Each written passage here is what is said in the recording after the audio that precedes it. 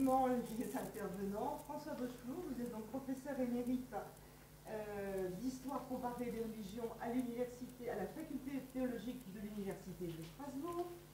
Vous êtes historien du christianisme, historien de l'art chrétien et du Moyen-Âge en particulier, si je ne me trompe pas, et vous avez publié de nombreux ouvrages sur l'iconographie chrétienne et fait de nombreuses recherches sur l'histoire du divin et la représentation du divin dans les trois religions. Fakir Korsham, alors les intervenants viendront tous sur les traces. Fakir Korsham, vous êtes théologien néo-mutazilite, philosophe de formation, vous êtes un ancien journaliste spécialiste des questions religieuses. En 2017, vous avez fondé l'ARIM, qui est l'Association pour la Renaissance de l'Islam mutazilite. Et en 2019, associé avec Kaina Baloul, qui est donc une imam soufi, vous avez fondé l'association culturelle de la mosquée Fatima, qui, si je ne simplifie pas trop, on peut qualifier de mosquée libérale. Association culturelle d'inspiration libérale. Voilà. Sonia Pelouse, vous êtes donc historienne, spécialiste de l'identité de la civilisation, la religion, voilà, judéo-chrétienne de l'Europe, spécialisée dans l'art juif, l'iconographie biblique, particulièrement antique et médiévale, et vous vous intéressez au rapport un peu complexe mais intriqué du judaïsme et du christianisme par le biais de l'iconographie. Vous intervenez, vous êtes chercheuse au CNRS et vous intervenez toujours à Paris. Hein. Voilà. Florian Mazel, vous êtes historien médiéviste à l'université de Rennes 2, professeur d'histoire médiévale.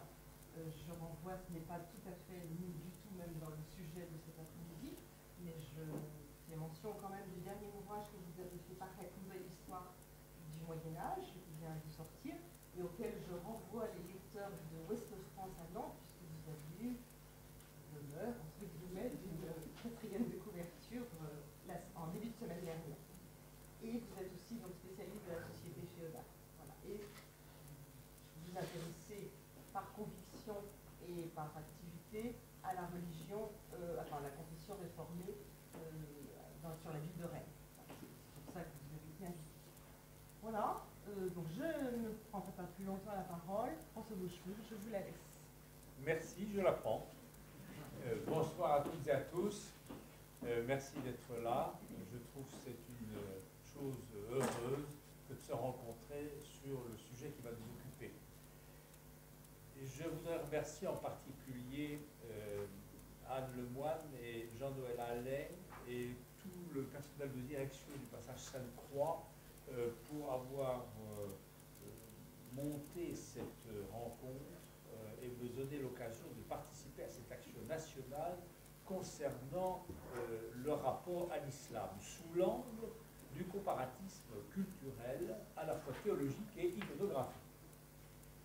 Et je remercie d'avance Fakir Korsham, Sonia Pelouse, Florian Mazel de ce qu'ils pourront dire, de l'avis qu'ils feront connaître concernant le sujet que je vais aborder et ce que je vais en dire. Qu'ils soient sûrs en tout cas que leurs réactions, compléments et correctifs seront accueillis avec une sorte de gourmandise curieuse, de plaisir et de conviction, autant que leurs éloges et approbations. Le sujet retenu, la représentation du divin dans les trois monothéismes, occupe ma pensée depuis des années. Je vais aborder d'abord en théologien, puis en historien de l'art, et enfin en professeur d'histoire comparée des religions, dénomination du poste que j'ai occupé pendant 23 ans à la faculté de théologie catholique de l'université de Strasbourg, la seule de France qui soit d'État, comme vous le savez sans doute, en raison de la reconduction, lorsque l'Alsace redevint française à la fin de la guerre de 14-18, du concordat conclu par l'Allemagne avec Rome. Il y a quelques mois, ayant à présenter lors d'une série de 4 cours successifs à l'Academy for Christian Art, que mon épouse Emanuela Fogliadini et moi-même avons fondé il y a 2 ans, ce qu'il en était du sacrifice d'Abraham, alias la ligature d'Isaac ou d'Ismaël, dans les arts respectifs des trois monothéismes, l'idée m'est venue de commencer par une considération générale sur les sujets d'art qui leur sont communs. J'en ai dénombré une quinzaine. Le sacrifice d'Abraham en faisant évidemment partie. Bon, ils s'enracinent tous, on s'en douterait, dans la Bible juive.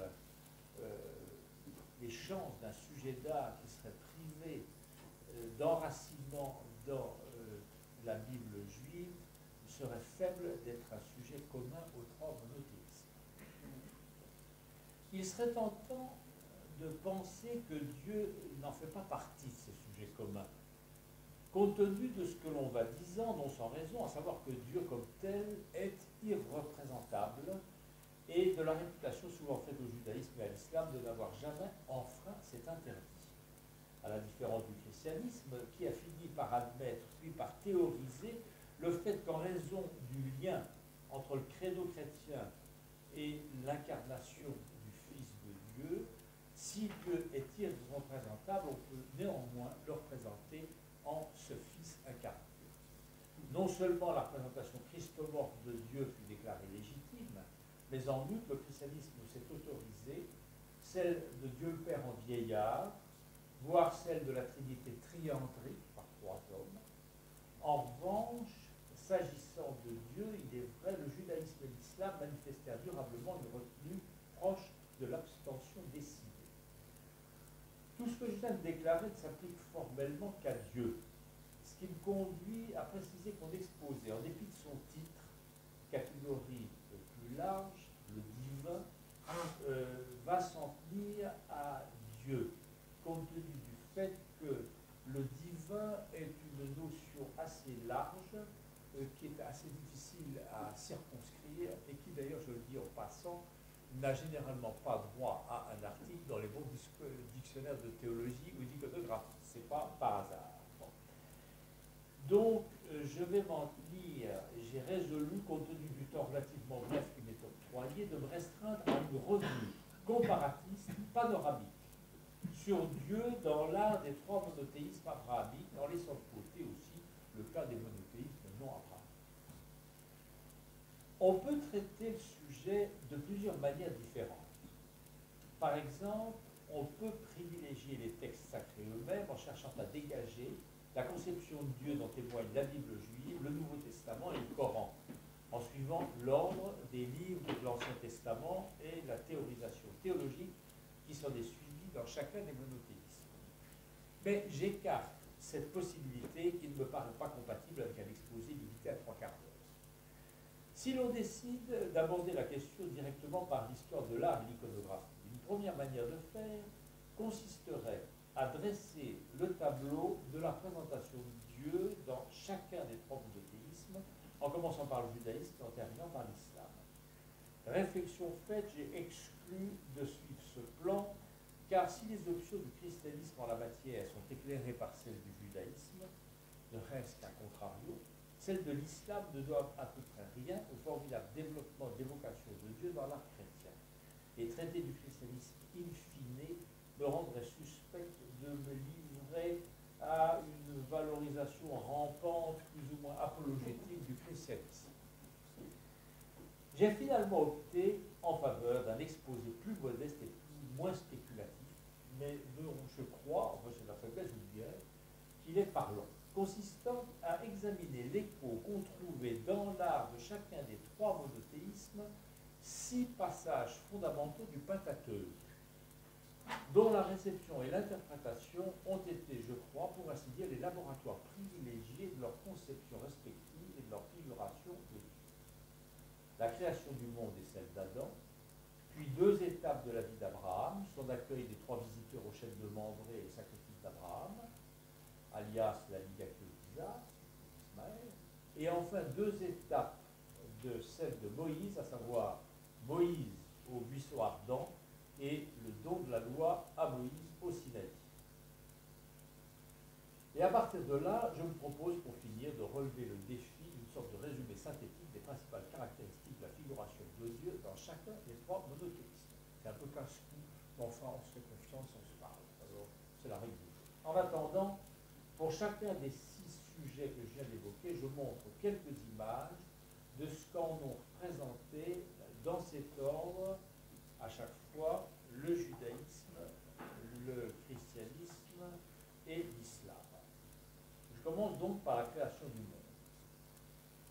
La création du monde est présente dans les trois religions monothéistes. Selon ces trois religions, le Dieu unique créa le ciel, la terre, la vie et l'homme en 6 jours. La Bible hébraïque et l'Ancien Testament de la Bible chrétienne, chapitre 1 de la Genèse, racontent un déroulement chronologique allant d'un premier jour, création du ciel et de la terre, à un 6e jour, création des animaux terrestres et de l'homme. Le 7e jour, Dieu se reposa. Dans le Coran, il n'y a pas ce déroulement chronologique, mais les différentes étapes de la création sont citées dans telle ou telle sourate. Par exemple, la création en 6 jours est citée dans la sourate 50. La création d'Adam à partir de l'argile dans la sourate 3, etc. Le récit du livre de la Genèse a suscité quantité de présentations des 7 jours de la création du monde. D'emblée s'affirme à la lumière de ce sujet différentes façons de l'illustrer et surtout d'évoquer le rôle du Créateur. Vous avez sous les yeux une miniature synthétique de la Haggadah de Sarajevo, un manuscrit séfarade réalisé au XIVe siècle en Espagne, qui évoque les jours de la création sans s'aventurer le moins du monde dans une quelconque évocation iconographique du Créateur, fût-elle discrète et indirecte. Sauf peut-être, si l'on y tient, par le rôle dévolu aux rayons lumineux provenant du ciel et de la sorte de victoire de la lumière sur les ténèbres. Je précise que le personnage assis dans le registre inférieur est un scribe. Dans l'art chrétien, en revanche, la figure anthropomorphe de Dieu créateur ne va pas tarder à apparaître fréquemment dans l'art. Ainsi, dans la miniature des années 1200, consacrée à la création du monde en 6 jours, dans le psautier de Canterbury, le buste du Dieu christomorphe assis en buste revenant 6 fois, une fois par jour, associé à chacun des jours de la création. Dieu a aussi, dans le christianisme, été figuré sous forme trinitaire, avec à gauche une silhouette bicéphale augmentée de la colombe du Saint-Esprit, dans la Bible de Naples, conservée à Vienne, ou bien à droite sous forme de 3 silhouettes christiques accolées. On parle alors de trinité triandrique, comme dans cette miniature du bréviaire d'amour de l'Escorial.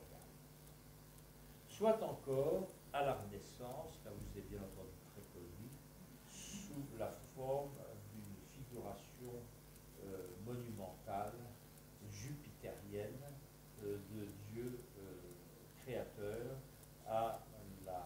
au plafond de la chapelle Sixtine de Rome.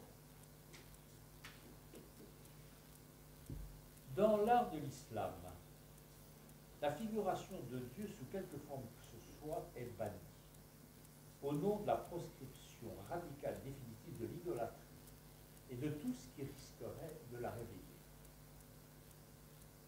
Mais certains peintres récents excellent à communiquer l'émerveillement devant la richesse et la variété de la création, sentiment qui n'est certes pas interdit aux musulmans, et qu'un peintre comme le peintre iranien Mahmoud Farchian, né en 1930 et qui a tout un atelier à Téhéran, le principal représentant actuel de la miniature persane, né à Ispahan, sait transmettre avec brio en concevant un festival de formes et de couleurs variées où l'on peut identifier divers animaux à 4 pattes et divers volatiles, mais où il serait vain d'y chercher, caché et derrière une paire d'ailes, une figure de Dieu, ni même une figure d'ange.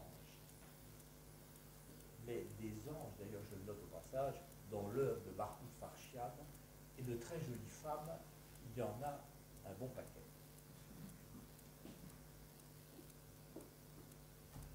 Je passe à mon deuxième sujet, la création d'Adam. Il est arrivé que dans l'art juif, Adam soit montré en train d'être modelé par des anges, comme dans cette miniature d'une Haggadah, sœur de la Haggadah d'or, où ce sont 6 anges qui s'affairent autour d'Adam en voie d'achèvement, encore complètement passif. Voici maintenant 2 peintures dues au peintre juif Abel Pan, 1883-1963, l'une de la création d'Adam à gauche et l'autre de la création d'Ève à partir du corps d'Adam, une manière de la tirer de lui, qui doit sans doute une bonne part de son inspiration à des images de la tradition artistique chrétienne.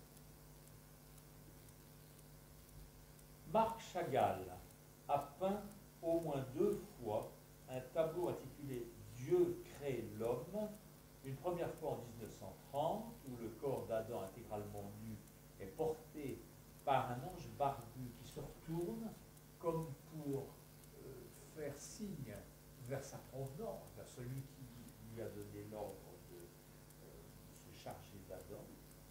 Et 20 ans plus tard, avec le même motif, l'ange, cette fois d'allure jeune et féminine, à droite, placé en dessous d'une série d'évocations raccourcies, parmi lesquelles les mains de Dieu tendant à Moïse, invisible, l'étape de la loi, et la crucifixion, avec un crucifié dont les reins sont voilés par un talit, un linge de prière juif.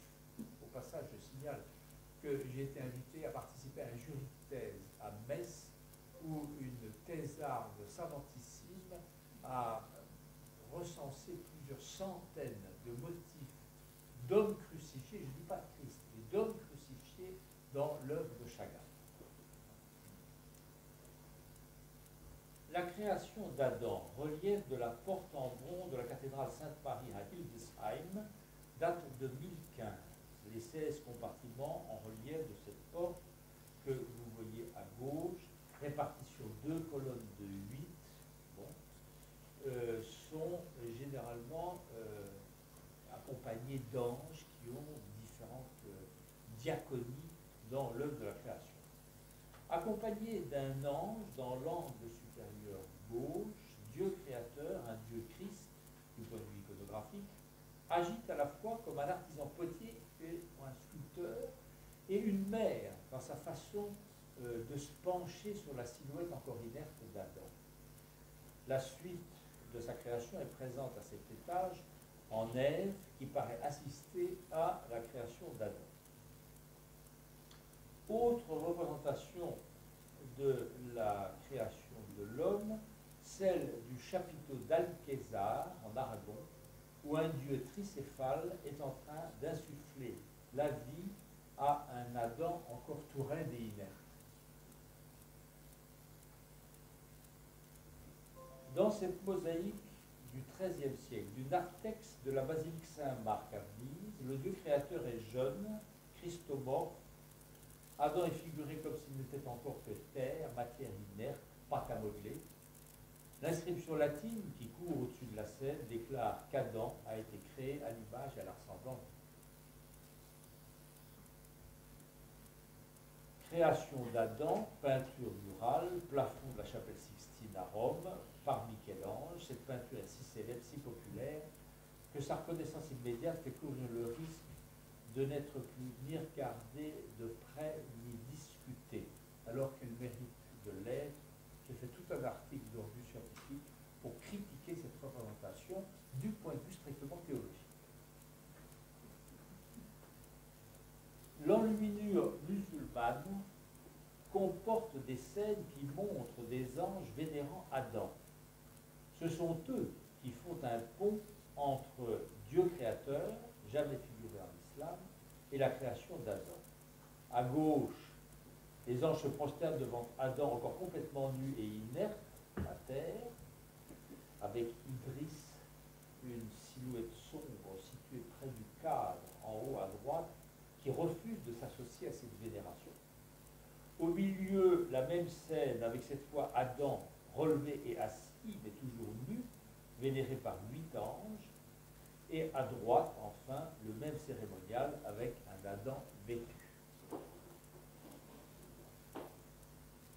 Le refus de toute vénération d'Adam par Idris, alias le diable, déjà constaté plus haut dans une miniature et beaucoup plus nettement manifesté dans Mahma Ut Tawarik de Hafiz Abu Herat, 1415-1416, conservé au musée du palais Topkapi à Istanbul, où Adam, couronné, apparaît sur un balcon piédestal, vénéré par des anges allongés devant lui de tout leur long, tandis qu'Idris, l'ange du mal, reste imperturbablement debout derrière eux en refusant ostensiblement tout hommage à Adam. Courage et confiance. J'aborde maintenant l'hospitalité d'Abraham. De cet épisode raconté en Genèse 18, les trois monothéismes ont retenu entre autres la valorisation de la philoxénie, c'est-à-dire de l'hospitalité amicale accordée aux étrangers.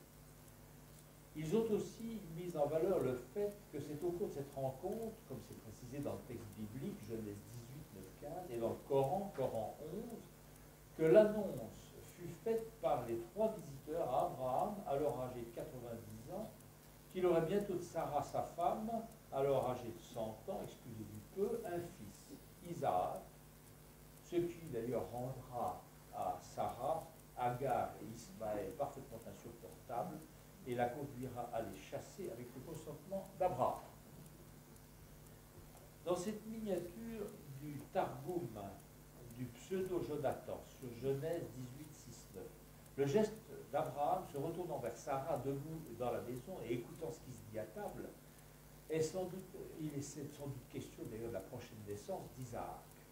Les anges n'ont rien de solennel, leur présentation a été un peu banalisée à dessein, et ce qu'ils ont symbolisé dans la théologie, puis dans l'art chrétien, est absent.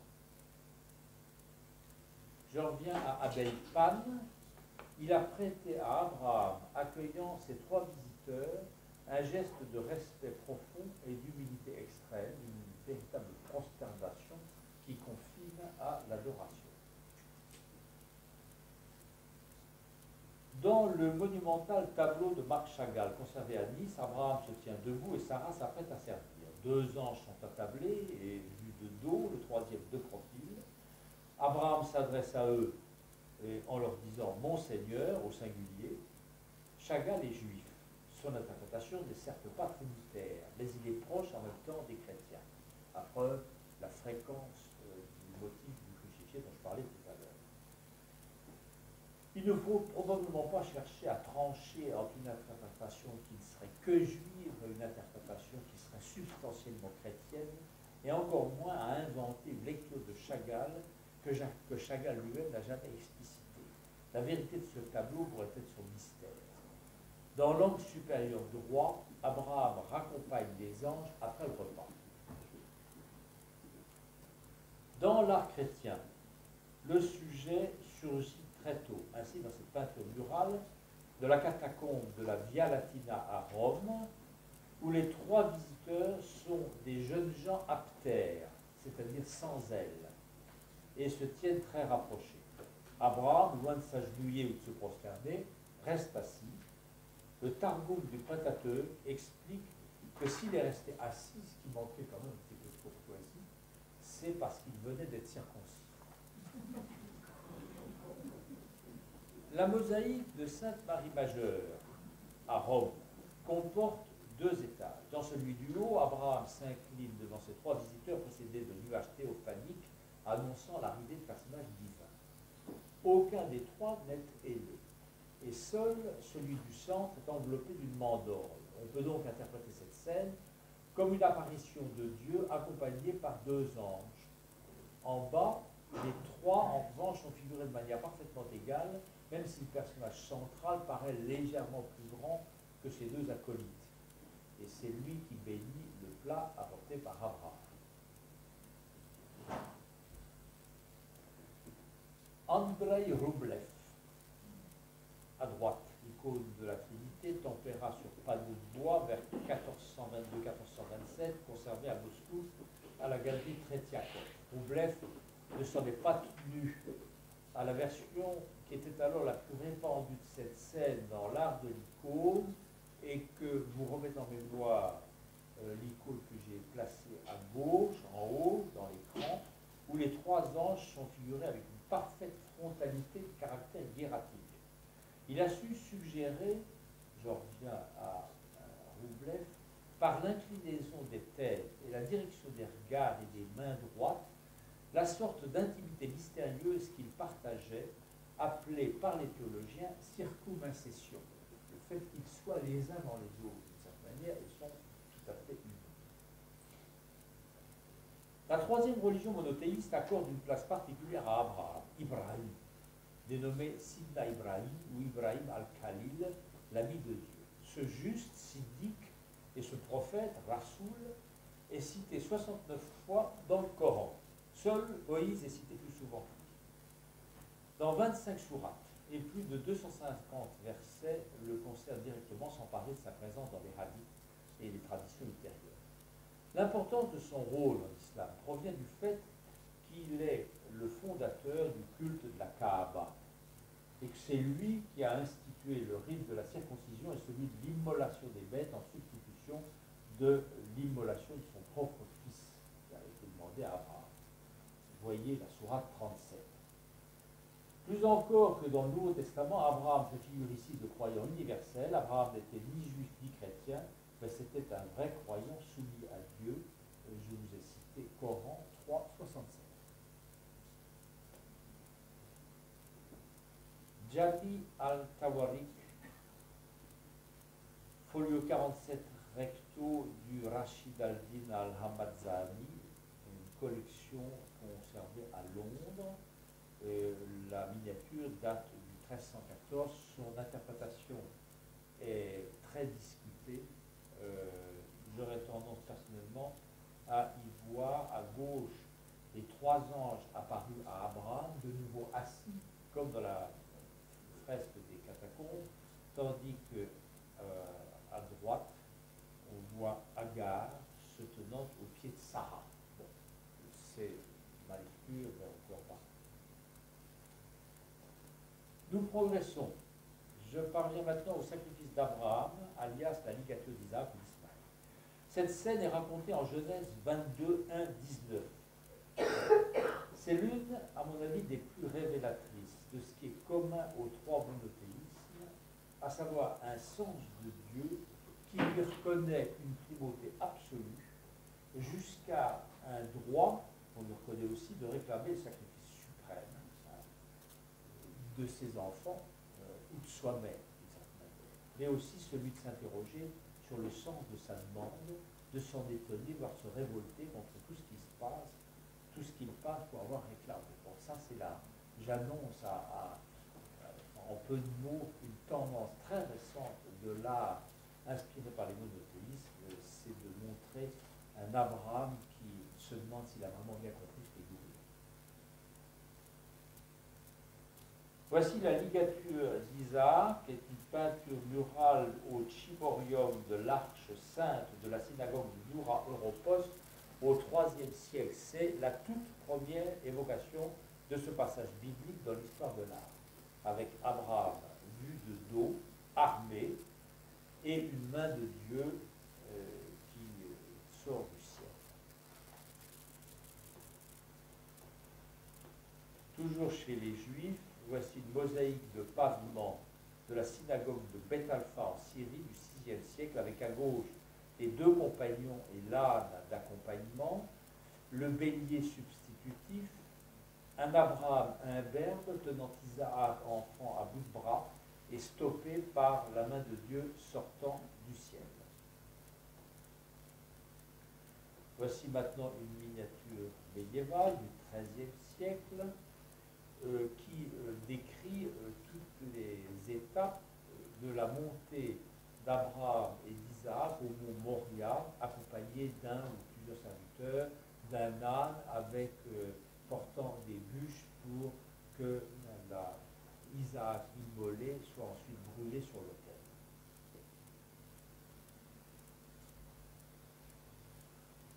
Voici maintenant de nouveau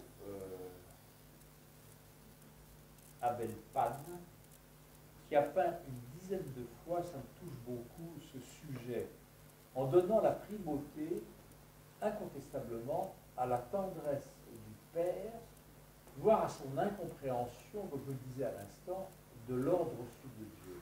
C'est elle, c'est cette tendresse paternelle qui arrête son geste et lui fait embrasser tendrement son petit, et non pas un ange, comme dans le récit biblique. Ça me touche beaucoup. Il y est revenu, probablement, ça devait l'émouvoir profondément, ce sujet. Marc Chagall, L'Aqueda, 1960-66, avec Sarah, près de l'arbre, un homme portant sa croix. L'artiste ne s'est pas privé d'établir un tel lien, je l'ai déjà suggéré, fréquent dans son œuvre entre le sacrifice d'Abraham et puis ce que sera celui d'un homme de Nazareth, de Bethléem, le Christ. J'en viens à l'art chrétien sur ce sujet. Voici d'abord une peinture murale dans la catacombe de la Via Latina, qui remonte au IVe siècle. La scène comporte 2 étages avec en dessous l'un des compagnons qui a accompagné Abraham et Isaac jusqu'au mont Moria, et au-dessus, près d'un autel en pierre, avec un feu déjà allumé, Abraham, vêtu d'une tunique à la romaine, s'apprêtant à immoler Isaac, agenouillé et menotté. Il n'y a pas trace d'une intervention empêchant Abraham d'aller jusqu'au bout, ni ange, ni main de Dieu. Au passage, j'insiste pour que dans vos recherches, vous vous intéressiez spécialement à la question de savoir si l'Isaac du sacrifice d'Abraham est menotté, à les mains liées, et, comment dire, agressé par derrière ou par devant, etc. C'est une question qui, à mon avis, sont pleines de sens. Sacrifice d'Abraham. Je vous demande pardon, je ne sais plus très bien où j'en suis. Voilà. Je vous montre maintenant une mosaïque de Monreale, en Sicile, qui est l'une des très rares de la ligature d'Isaac, précédée d'une représentation de Dieu, d'un des christique, réclamant à Abraham de lui sacrifier son fils. C'est très rare que cet ordre d'Abraham soit représenté pour lui-même. Il est cet ordre de Dieu. Abraham obéit à droite, il est sur le point d'immoler Isaac, renversé en arrière sur l'autel, lorsqu'il entend un ange lui dire de n'en rien faire. Abraham, Abraham, ne extendas manum tuam superquerum. Ce sujet a continué d'interpeller dans le christianisme des auteurs que j'ai connus personnellement, dont Pierre de Gros, 1921-2016, un Hollandais devenu prêtre catholique puis sculpteur, mort à Ponsfort, ville à laquelle il a légué son fonds d'atelier et ses archives, où un musée lui est consacré qui regroupe un certain nombre de ses œuvres d'inspiration biblique, surtout d'ailleurs de l'Ancien Testament. Pas d'ange pour empêcher d'immoler Isaac, pas de main de Dieu, pas de bélier, pas non plus de résistance farouche provenant d'Isaac lui-même. Et on a plutôt l'impression que Pierre de Gros a tenté de faire voir l'incertitude qui s'introduit dans la tête d'Abraham. Ai-je bien compris ce que Dieu attend de moi? Est-il possible qu'il me demande d'immoler mon fils, celui-là même qu'il m'a solennellement promis lors de la rencontre avec les 3 anges du chef de Mambré? N'est-ce pas insensé et contradictoire? Le caractère sibyllin du Coran apparaît nettement dans l'épisode du sacrifice d'Abraham. Ô mon fils, je vois en rêve que je t'égorge.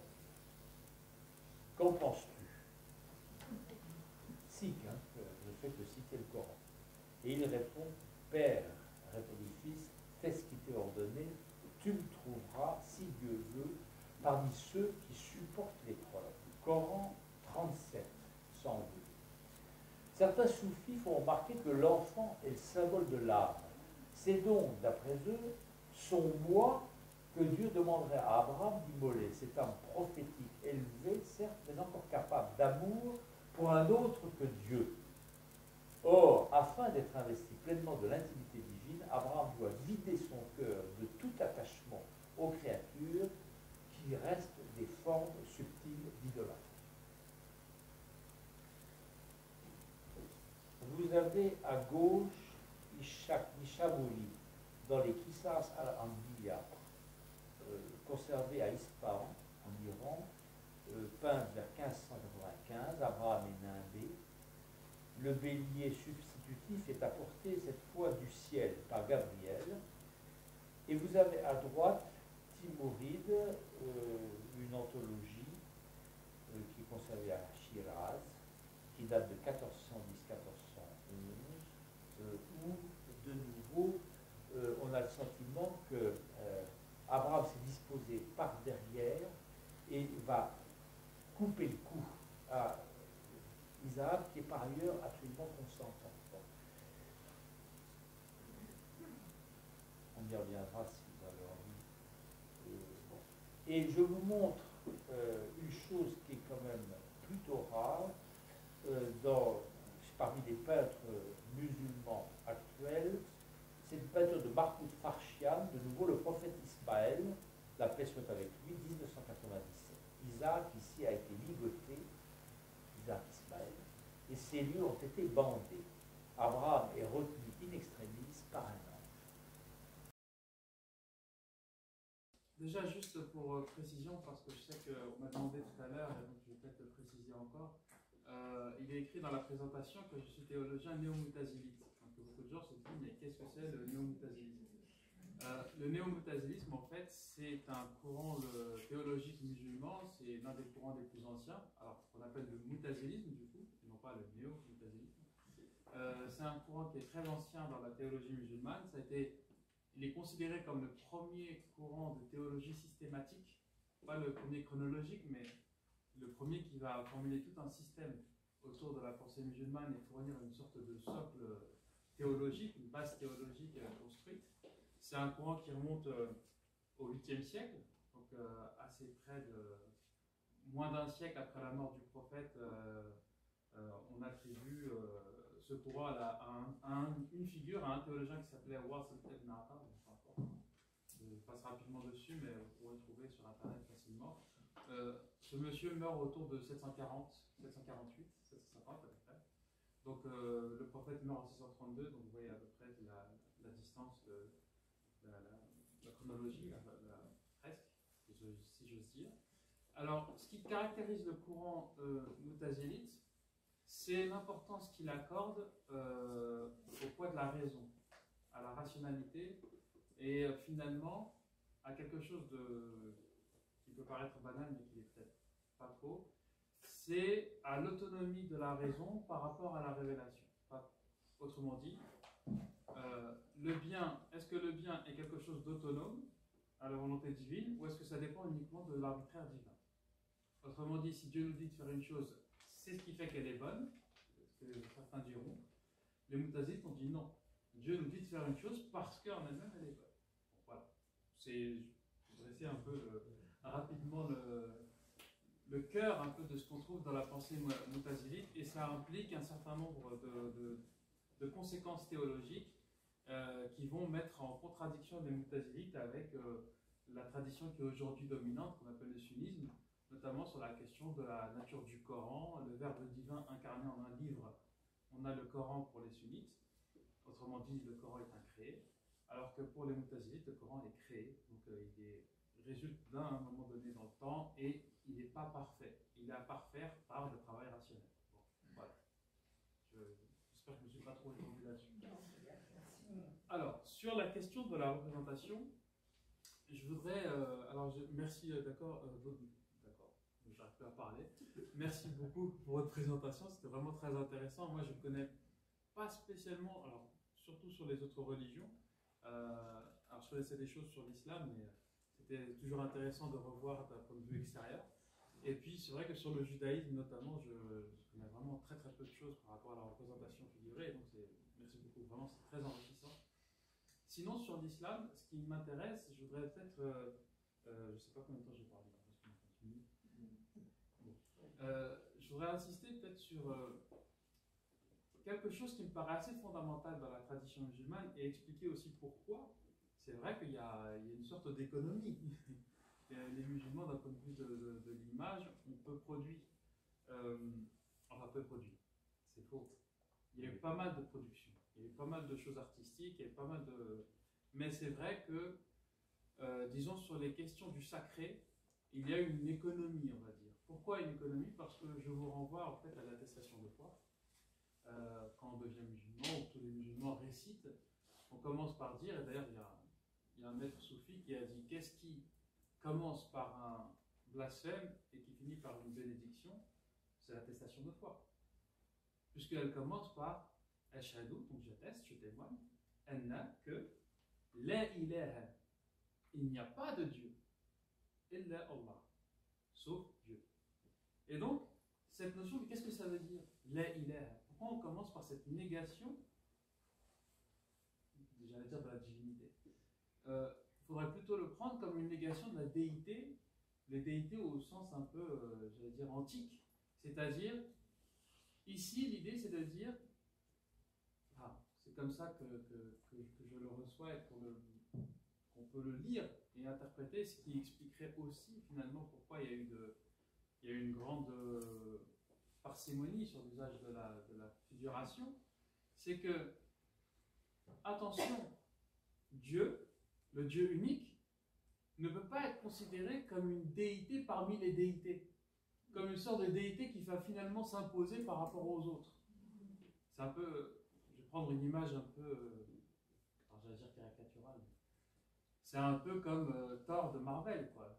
C'est une bataille des déités, des dieux, puis au final il n'y en a qu'un qui reste debout et c'est Allah. Là, en fait, l'attestation de foi, elle consiste justement à dire non, non, non, c'est pas ça. On n'est pas en train de dire que toutes les déités sont fausses sauf une. C'est pas ça la question. La question, c'est de dire attention, on ne doit pas considérer Dieu comme justement une idole parmi les idoles, mais plutôt comme une sorte de condition de possibilité de tout ce qui est. Comme une condition de possibilité de l'être même, finalement.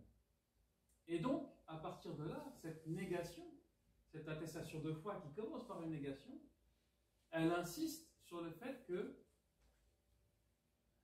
et là je rejoins le professeur, c'est-à-dire que Dieu relève de l'ineffable, de l'indicible, de ce qui dépasse toute possibilité de comprendre. Et d'ailleurs sur la vision béatifique, comme je vous l'ai dit, je suis plutôt moutazilite, et une des caractéristiques du moutazilisme, ça a été de nier la capacité de cette vision béatifique. Ça a été de dire, c'est impossible. Pourquoi est-ce que nous ne pouvons pas voir Dieu? Pourquoi nous ne pouvons pas le percevoir? Parce que nous sommes limités, nous sommes des êtres finis, nous avons des limites, des bornes. Or, Dieu est infini. Comment pourrait-on faire de l'infini que l'infini soit à la portée du fini? C'est pas possible.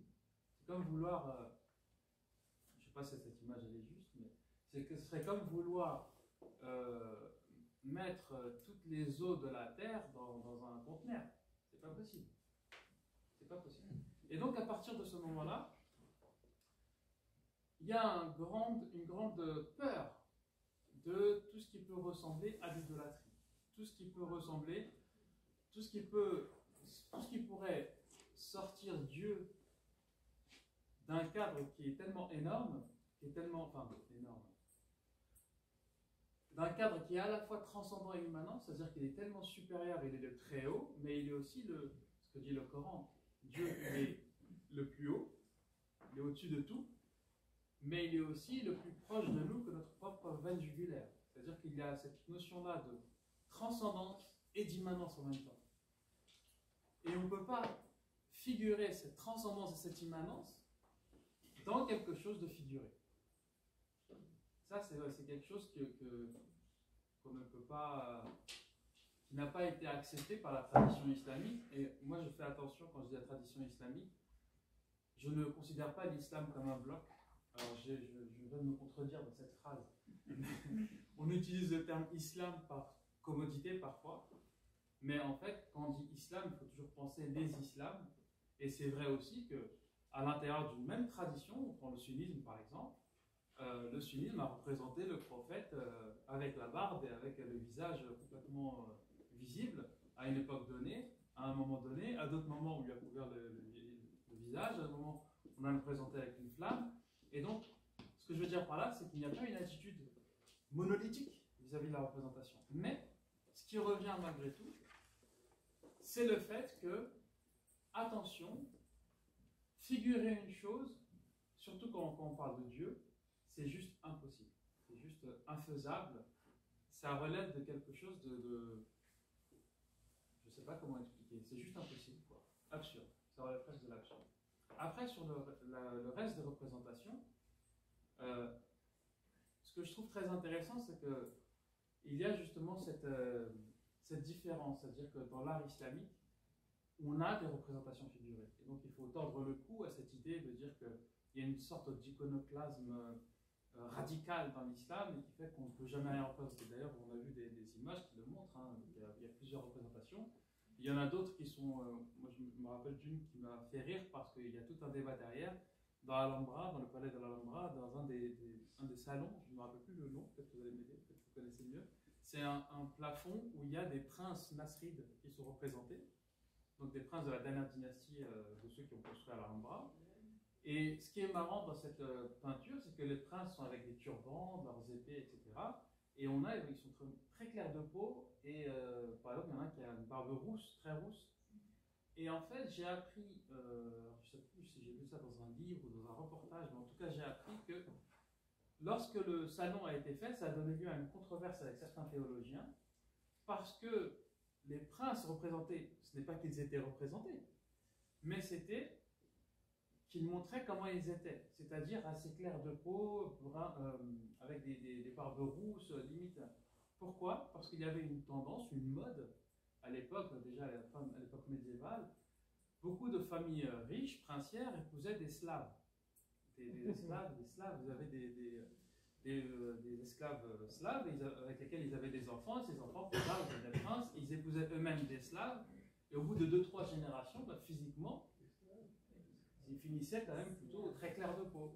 Et certains théologiens n'ont pas aimé ça parce qu'ils ont dit, attendez, quand même, les Arabes, ça vient d'Arabie, on est quand même plutôt brun, plutôt sombre de peau, et il faut honorer ça. Et là, ce qu'on voit, c'est quand même des gens qui sont quand même très clairs, qui sont très, j'allais dire européanisés. Mais c'est ça qui est intéressant, c'est que finalement, dans cette représentation figurée, on a plein de choses qui se jouent en fait. Et ça, c'est très intéressant, je trouve. C'est un débat limite entre, qui n'est pas trop théologique en réalité, mais qui est plutôt sociologique, qui est plutôt politique, pourquoi pas aussi, puisque ça montrait le rôle des Slaves. Et je vous rappelle qu'en Espagne, dans les taïfas, il y a eu des taïfas dirigés par des Slaves, des Safranes. Donc voilà, c'est assez intéressant, ça nous permet de voir pas mal de choses. Et juste une chose par rapport à un des points que j'ai beaucoup, qui m'intéresse beaucoup en ce moment, c'est la question du sacrifice d'Abraham. Il y a une lecture alors, qui vient d'un théologien moutazilite je crois que c'est Al-Zamar Shari, qui est dans le commentaire du Coran qu'il fait sur ce passage, il explique et il dit quand vous lisez ce passage coranique que vous avez cité tout à l'heure, à aucun moment Abraham dit Dieu m'a dit que. À aucun moment il est dit Dieu m'a dit que. J'ai vu en songe que je te sacrifiais, que je t'égorgeais.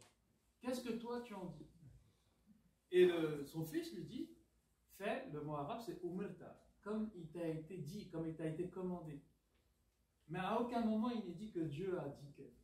Et donc, ça a fait réfléchir les théologiens moutaziques, mais ça veut dire que, est-ce que déjà c'est un ordre divin? Pas forcément. Qui dit que ce ne serait pas une inspiration de Satan? Qui dit que ce ne serait pas quelque chose qui travaille Abraham en son fond à lui? Et donc, en fait, l'accent est mis sur quoi finalement? L'accent va être mis sur l'échange avec son fils.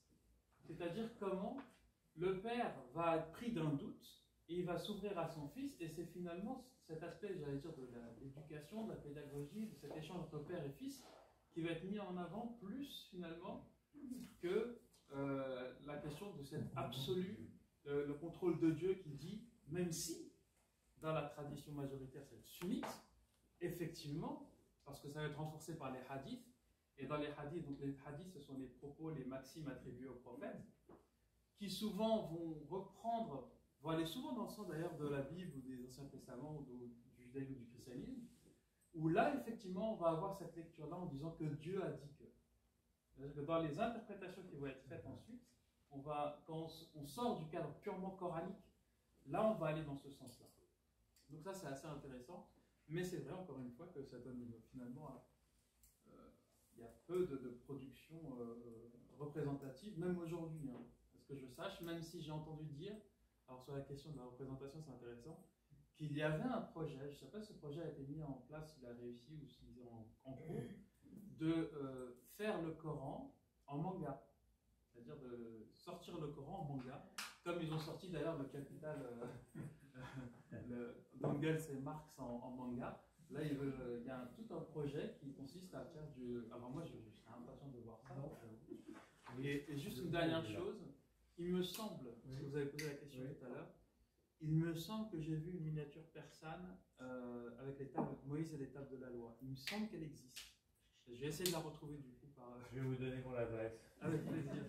Et donc, je crois que c'est bon. Donc voilà, j'espère que j'ai été clair, j'espère que ça a été intéressant. Parce que...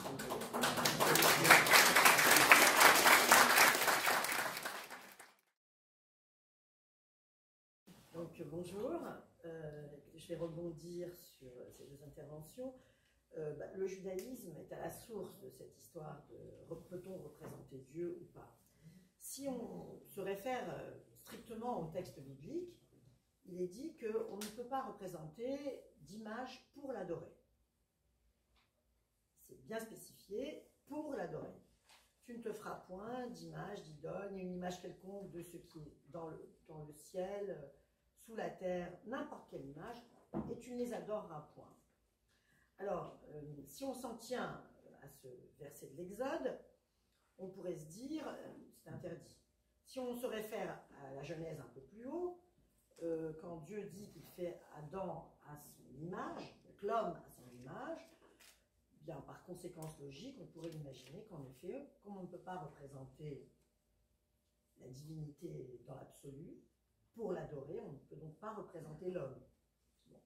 Alors ça, ce sont les textes. Mais les mêmes textes, dans le récit biblique, et je ne vais pas rentrer dans le détail pour ne pas alourdir tout ça, mais il y a un nombre très important de versets bibliques qui viennent contredire ces versets-là, puisqu'on décrit moult décors du temple, où on voit ce qui est dans les cieux, ce qui est sous la terre. Il y a même la mer d'airain portée par les bœufs, donc encore plus tridimensionnelle, qui figure dans le temple.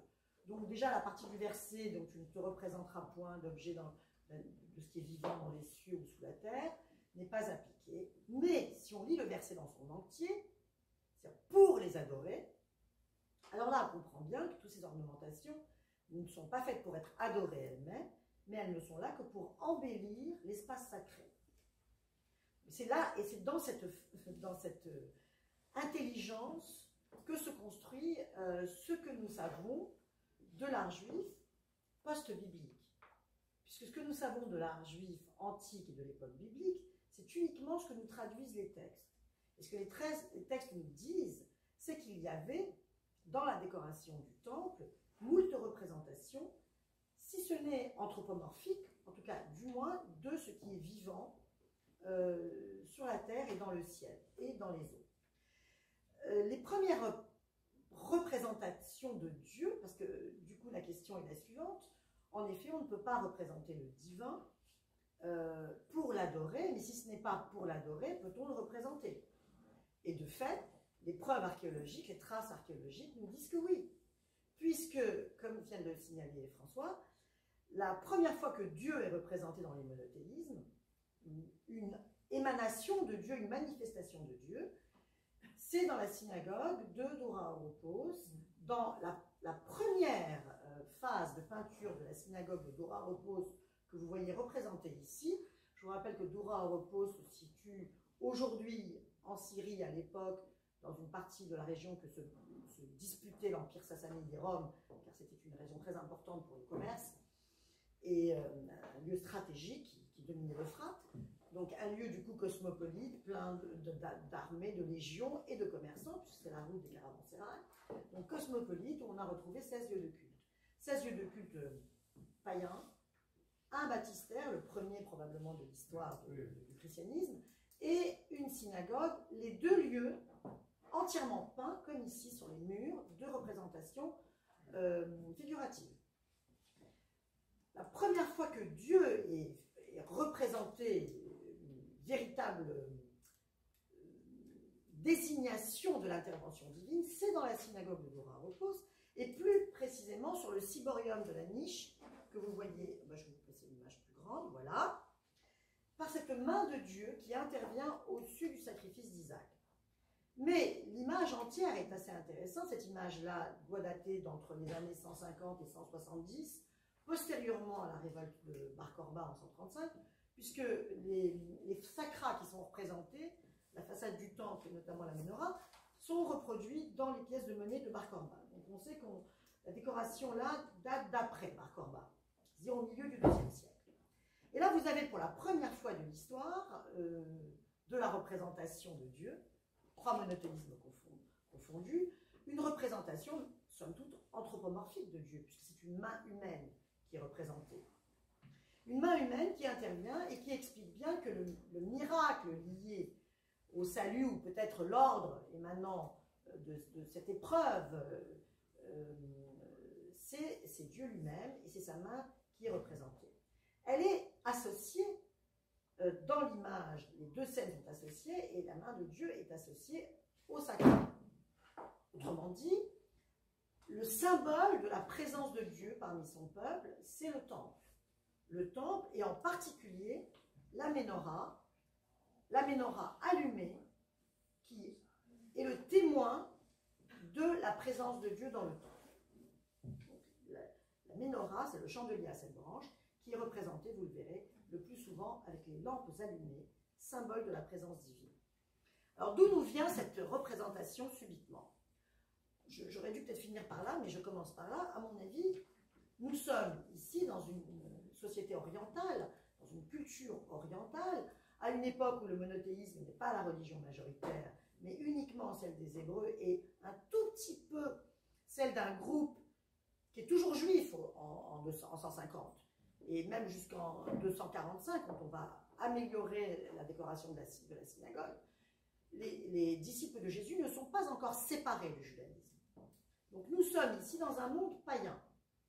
Et dans un monde païen, qui plus est, et ça il ne faut pas l'oublier, et à mon avis, c'est la raison majeure pour laquelle cette synagogue est tellement ornée d'art figuratif et de symboles représentant Dieu, dans un monde extrêmement prosélyte, où le judaïsme et le christianisme naissant sont des groupes prosélytes, et où une grande partie déjà du monde païen est en voie d'avènement monothéiste.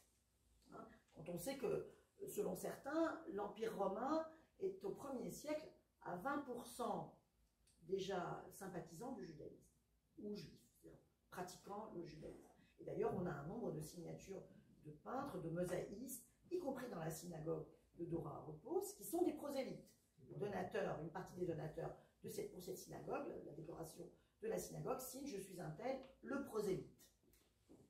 Donc on se met à la portée de nouveaux arrivants vers le judaïsme, et cette synagogue leur offre une profession de foi, c'est-à-dire leur donne une leçon, un cours didactique, ce qu'est le judaïsme, quelle est l'attente du judaïsme et la doctrine du judaïsme, et quelle est que représente, qui est ce Dieu, absolument, en effet, comme dans l'islam, car ce qui est le plus proche du judaïsme, c'est sans doute l'islam, c'est ce Dieu qu'on ne peut absolument pas représenter, ni même que l'esprit humain ne peut pas concevoir, mais quand même, on représente cette main de Dieu qui, d'un seul coup, vient faire écho à ce Dieu Aton, qui était déjà un début de monothéisme, un énothéisme, dont les rayons se déroulaient et se terminaient en palmettes pour montrer son intervention dans les affaires humaines.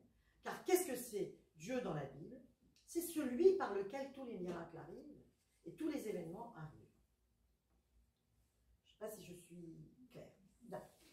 Ce Dieu est représenté en fait, de fait, il faut bien le reconnaître, dans l'art des Juifs, sous différentes formes. Soit des formes évoquées déjà dans le récit biblique, c'est-à-dire le tonnerre, les éclairs, le feu, le buisson ardent évidemment, les trompettes, les résonances, et on va le voir déployé sous cette forme-là, dans l'art des Juifs, de l'Antiquité jusqu'à l'Occident chrétien, puisqu'en Orient, ça va se limiter à des représentations du mobilier sacré et de la menorah allumée, à cause évidemment de l'extrême importance que prend la culture et l'extrême rigorisme de l'islam concernant les images dans le sacré, auquel les juifs vont totalement s'adapter, en quelque sorte, si vous voulez. Donc en gros, vous avez deux courants dans le judaïsme. Un courant d'abord, dans un premier temps, qui semble issu du berceau originel, traditionnel, né en Eretz Israël, sans doute en Terre Sainte, et qui se déploie dans toute la diaspora avec cette transmission des symboles par les objets du sacré, la menorah, et cette fameuse main qui va tout de suite aller contaminer l'art chrétien. Et ensuite, une série de métaphores pour expliquer la présence divine ou représenter la naissance. Alors, notamment dans les synagogues de Galilée jusqu'au 7e siècle, on voit se déployer des pavements de mosaïque avec des scènes bibliques et avec des représentations du mobilier du temple et de la présence divine via la menorah allumée, via le quadrige que vous voyez là à droite, le dieu Hélios, qui est présenté comme une métaphore de El Adonai, Dieu, dans la liturgie des Juifs de l'Antiquité. On compare l'immensité, la puissance créatrice du dieu Soleil, je vous rappelle, Hélios, Aton, dans la création, et on représente la création Hélios sur son quadrige, au centre des 12 signes du zodiaque, avec les 4 saisons, c'est-à-dire Hélios qui a organisé le monde, qui est le créateur de ce monde parfait. Et au-dessus, en haut, proche de l'endroit où on se dirige vers Jérusalem et on prie, il y a le mobilier du temple. Et c'est un pavement de mosaïque. Donc l'image n'est pas sacrée, on marche dessus. Mais elle est là pour rappeler et pour rappeler l'importance de l'ancrage des Juifs dans leur passé et dans leur texte et dans surtout la croyance en la pérennité du judaïsme. Et évidemment, une attente eschatologique à ce moment-là, puisque vous êtes au 6e siècle, dans les deux cas de figure, dans la mosaïque de Beth-Alpha vers moi, et dans la mosaïque de Séphoris, où vous voyez que Beth-Alpha, on est au début du 6e siècle, et Séphoris sans doute un peu plus tard, puisqu'à Beth-Alpha, on a encore un dieu Hélios bien représenté, même si c'est dans un style un peu naïf, et à Séphoris, c'est déjà un phare qui représente la lumière, exactement comme les pharaons et Akhenaton représentaient Aton, un phare de lumière. Les chrétiens vont, les premiers chrétiens, les chrétiens et les premières mosaïques de Saint-Vital de Ravenne et de toutes ces églises qui vont être construites dans l'Antiquité tardive, vont reprendre cette représentation de Dieu par la main, seulement la main. Il faudra attendre un certain temps pour que même le christianisme vienne construire une image totalement anthropomorphique de Dieu. Un buste d'abord, et puis ensuite le corps entier. Avec, et François est spécialiste de l'affaire, des fois le syncrétisme entre Christ et Dieu, enfin tu n'aimes pas que je dise ça, mais bon, je le dis quand même. On voit de quoi tu parles. Voilà. Mais vous voyez, c'est une présence qui est partout. Une autre manière de représenter Dieu, avec le temps, on a d'abord la main, c'est la menorah allumée, comme je vous l'expliquais tout à l'heure. Et dans ces pavements de mosaïque de synagogue du 7e siècle, ou même dans la première pièce de monnaie qui a été frappée par le roi Mattathias Antigone au 1er siècle avant notre ère, moins 40, on a cette menorah allumée qui témoigne par ses flammes allumées de la présence divine. Dans le premier manuscrit enluminé en Orient, puisqu'on a des mosaïques de pavement jusqu'au 7e siècle, et puis l'art des Juifs va prendre deux voies différentes en Orient, totalement aniconique pour le coup, à cause de l'islam, puisque là vous êtes déjà au 11e siècle, et figuratif en Occident chrétien, eh bien, on va continuer à représenter cette présence divine par cette menorah allumée qui devient une constante. Le chandelier à cette branche prend la place, à la place de la croix dans le judaïsme. Hein. Il se transmet allumé toujours. Dans ce très beau manuscrit français, pratiquement un chef-d'œuvre de l'art gothique de la France médiévale, c'est au XIIIe siècle, en 1280, dans un rituel de prière hébreu, vous le voyez, on ne voit que c'est un manuscrit hébreu que parce qu'il y a une légende en hébreu. Et de fait, ce manuscrit a sans doute été enluminé dans un atelier de peintres chrétiens. Mais qu'est-ce qu'on enlumine? Qu'est-ce qu'on représente pour un commanditaire juif, si on veut représenter la pérennité du judaïsme et la présence de Dieu parmi son peuple? Et ça veut dire quoi? Ça veut dire l'élection du judaïsme. Parce qu'au XIIIe siècle, on est en pleine guerre de l'élection. Qui est le peuple élu? Et c'est le fondement même de la polémique entre les trois monothéismes. Qui est le peuple élu? Et de représenter le don de la Torah, par exemple, les scènes de Moïse, le sacrifice d'Isaac, ou le mobilier et la ménorah allumée, c'est réclamer l'héritage de la promesse pour les Juifs et rappeler qu'il reste le peuple élu. Et donc c'est une représentation qui va se perpétuer jusqu'au XXe siècle, puisqu'aujourd'hui même, devant le Parlement israélien, quand l'État d'Israël a été créé, eh bien on a représenté une ménorah allumée devant le parvis du Parlement. Vous voyez? Alors une autre manière de représenter Dieu, exactement comme le christianisme, ou en tout cas l'intervention divine, c'est l'angéologie. C'est les anges. Les anges qui sont toujours les émissaires, ou en tout cas les représentants de la manifestation de l'intervention de Dieu dans le destin de l'humanité et des hommes en particulier. Et vous avez par exemple ces anges sur des sarcophages de la catacombe de Beit She'arim, une catacombe dans laquelle étaient enterrés ceux qui ont écrit la Mishnah et le Talmud, c'est-à-dire l'école rabbinique de Judée, qui va pratiquement diriger jusqu'au Xe siècle, avant que ce soit les Géonim de Babylonie et du Caire qui prennent le relais, qui va diriger le destin de la communauté juive. C'est-à-dire qu'ils vont envoyer leurs ordres. Il ne faut pas imaginer l'Antiquité ou le Moyen-Âge comme des moments où les gens ne circulaient pas et ne se transmettaient rien. Toutes ces traités, ces textes qui viennent réglementer la vie des Juifs et l'ordonner, circulent et sont écrits d'abord en Palestine, en Babylonie, puisque la Palestine est devenue Palestine proconsulaire avec le décret de Justinien, donc Palestine romaine, Babylonie, puis le Caire, puis ça va remonter en Espagne, puis à Kérouan, puis en France avec l'école des Tosafistes. Vous voyez, c'est un espèce de lieu, une académie qui va gérer et en tout cas adapter la vie des Juifs à leur époque et aux règles politiques. Donc les anges deviennent un élément important de la représentation de Dieu, d'une manière, une métaphore de la représentation de Dieu. L'ange qui vient interrompre le sacrifice dans un manuscrit rénant du XIIIe siècle, à la période piétiste, ce qui vous explique que les personnages n'ont pas de visage humain, puisqu'entre 1250 et 1320, il y a une période piétiste, aussi bien pour les juifs que les chrétiens d'ailleurs, et qui va conduire finalement à une espèce d'autocensure dans les manuscrits franco-rénans, pour la figure humaine exclusivement. Donc on va représenter des scènes figuratives, mais on hésitera à représenter le visage humain à l'identique. La problématique, elle est la suivante, c'est à l'identique. En fait, dans le judaïsme, on ne représente jamais Dieu de manière anthropomorphique. Même quand on le représente de manière anthropomorphique avec une main, ça n'est qu'une main, c'est un bout, ce n'est jamais à l'identique du corps humain, et ce n'est jamais, mais alors jamais à ce jour, tridimensionnel. Jamais. Et vous me dites si je peux continuer un peu? 5 minutes. 5 minutes, d'accord. L'angéologie, d'accord. Et de l'autre côté, qu'est-ce que vous avez? Vous avez la troisième manière dont Dieu se manifeste, le son, le tonnerre, l'orage, les trompettes. Et chaque fois que Dieu intervient dans les affaires des hommes, dans l'iconographie biblique, évidemment, je ne peux parler que d'iconographie biblique, c'est mon domaine. Donc, enfin, presque que. Et donc là, on a une représentation dans ce manuscrit aussi rénant la fin du XIIIe siècle, début du XIVe.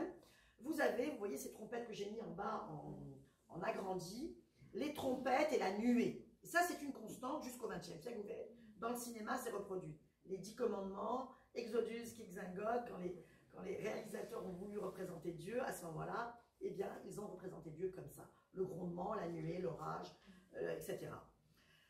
Il y a la main de Dieu qui va revenir, comme je vous ai répété, ça ne s'arrêtera pas à l'Antiquité. Vous voyez ici, vous avez Abraham sauvé de la fournaise dans les deux cas de figure.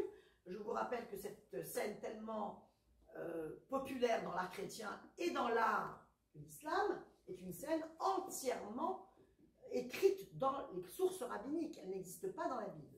Ce sont les sources rabbiniques qui expliquent cette affaire de fournaise ardente qui n'est pas présente dans le texte biblique et qui va être adoptée complètement dans l'exégèse chrétienne et qui va être même reprise dans le Coran lui-même.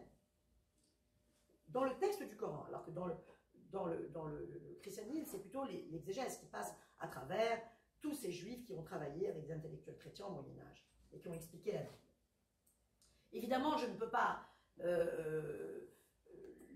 le feu est un élément important de la manifestation divine, puisque la première fois que Moïse est confronté finalement à la présence divine, c'est le buisson ardent et les flammes.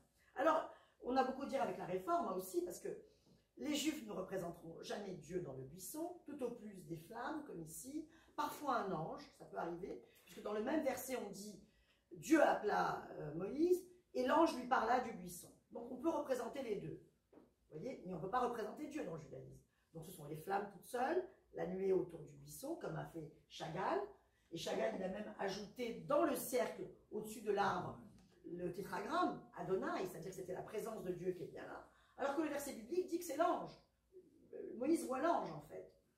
Et donc dans ce manuscrit, qui est en fait un manuscrit castillan du XVe siècle, mais soit probablement dont le traducteur et l'artiste est un juif, converti ou pas, on ne sait pas, la traduction du texte indique que c'est bien un juif qui a traduit, on a ce refus de représenter Dieu alors que le manuscrit est non seulement destiné à des chrétiens, mais je crois qu'il est destiné directement au roi du Portugal. Vous voyez, pour autant, l'artiste ne représente pas Dieu. Alors évidemment, je vais reprendre Abel Pan. Abel Pan, alors cette fois-ci, on a un retour au XXe siècle, et cette impossibilité pour un artiste juif, fut-il un artiste de l'école de Paris qui se refuse à copier le réel, qui va être reconnu comme un artiste à part entière et pas comme un artiste juif par excellence, les artistes de l'école de Paris, quels qu'ils soient, et quel que soit le mode d'expression dont ils adoptent, que ce soit l'art traditionnel, institutionnel, ou un art qui rompt avec les traditions habituelles, et je vais parler de tous ces artistes de l'école de Paris que vous connaissez sans doute, en passant des cubistes aux fauvistes et jusqu'à l'abstraction, vous allez voir, eh bien, ne représentent pas Dieu, mais plutôt des émanations, des symboles. La lumière, et on revient encore une fois à Aton, le feu, comme chez, comment il s'appelle, Reuven Rubin, qui est un très grand peintre. Les deux, sur la gauche, sont celles de Abel Pan, hein, c'est Moïse confronté à la lumière de Dieu, qui ne peut même pas l'affronter. Je passe vite sur celle-ci que François vous a montrée. Sur celle-ci que François vous a montrée, mais vous remarquez, sur Chagall, tu as dit tout à l'heure qu'il était proche des chrétiens. Non, qui vit dans un monde chrétien, un monde d'image chrétienne. C'est ce que je voulais dire. Oui, c'est ça. Il était dans un monde d'image chrétienne, c'était un juif russe, mais arrivé en France, il arrive à la ruche et il est dans un monde d'image chrétienne. Et Chagall, il fait les deux. Parce que Chagall, il vient d'une famille orthodoxe, comme tous ces juifs russes.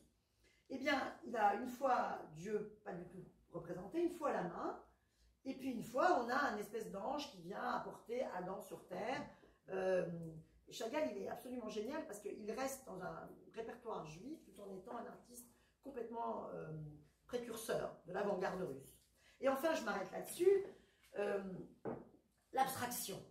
Est-ce que c'est vraiment un hasard que l'abstraction ait été inventée dans un mouvement où se sont engouffrés, pour l'école de Paris, en tout cas au moins 85% d'artistes juifs venant de milieux orthodoxes, qui vont rompre avec la tradition, c'est-à-dire qui vont refuser de copier le réel, qui vont faire de la peinture, certes, mais ils vont distordre le réel, comme on l'a fait à la période pétiste, carrément.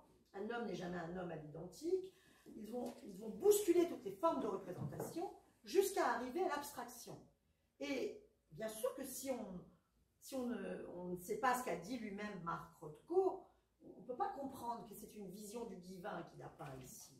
Marc Rothko a déclaré dans une interview qu'il représente la lumière de la Kabbale dans ces tableaux, parce qu'on lui disait, mais ces aplats de peinture, alors quand on va au Metropolitan Museum et qu'on rentre dans la salle où sont exposées les peintures de Marc Rothko, il y a une telle densité que vous êtes presque happé dans une espèce de... Je sais pas, il y a une profondeur dans ces peintures, mais je parle presque en termes de perspective, vous voyez.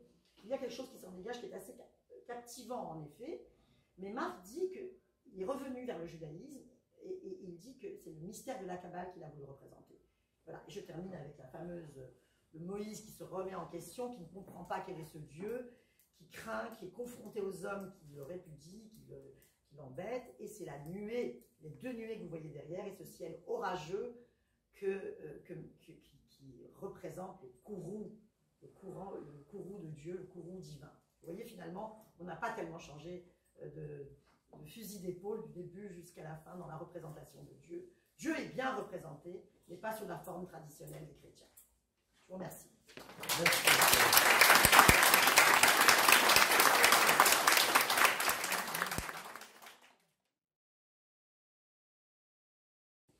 Bonjour à toutes et tous.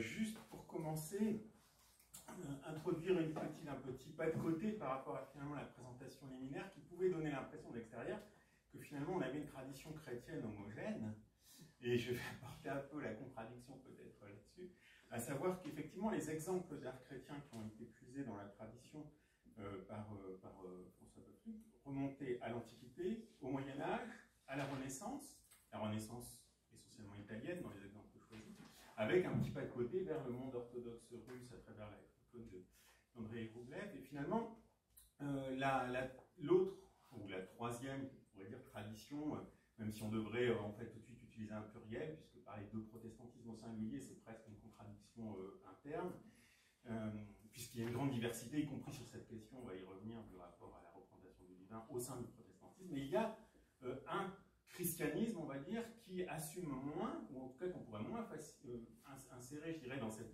filiation par degré qui a été présentée en conclusion, avec en quelque sorte un islam qui serait dans l'économie du recours à l'image, et puis un judaïsme qui serait un petit peu, qui serait sur un mode de tolérance, le mot a été utilisé, mais finalement, et puis un christianisme qui l'assumerait pleinement. Il y a un christianisme qui l'assume, me semble-t-il, quand même pas clairement du tout, c'est la tradition protestante, en particulier dans sa dimension réformée. On va dire, si je schématise sur le plan des christianismes, des protestantismes historiques, des églises historiques, la double tradition, disons, réformée d'un côté et luthérienne de l'autre, l'anglicanisme, au bout du compte, et notamment cette question des images, étant finalement plus proche de la tradition réformée, comme on pourrait croire spontanément, que de la tradition luthérienne. Même si aujourd'hui, ce protestantisme-là historique n'est pas du tout peut-être le protestantisme le plus dynamique, il y a aussi tout le protestantisme, on pourrait dire, évangélique, mais qui s'inscrit lui aussi, on va dire, de manière vraiment dominante, et surtout sur cette question des images, dans une postérité plus réformée que luthérienne. Alors, ce qui signifie qu'en fait, on a, au regard du parcours un petit peu historique pour Océ, il y a un moment, XVIe siècle en tout cas, où on pourrait se dire, dans le christianisme, les images redeviennent un enjeu de scission finalement au sein du christianisme, parce qu'elles ont constitué même, il y a eu des épisodes marquants en France, dans les pays germaniques, dans toute l'Europe du Nord, on peut dire d'iconoclasme, de destruction des images, justement, en ce qu'elles prétendaient, aux yeux des protestants, représenter le divin de manière finalement illégitime et même sacrilège, en fait, pas que dans le registre, on va dire, de la loi. Alors, je dirais, je vais évoquer 4 points le plus rapidement possible. Le premier, c'est des éléments un petit peu généraux pour comprendre peut-être ce qui fait l'unité par-delà la diversité de la démarche des réformateurs. Je vais partir surtout du XVIe siècle.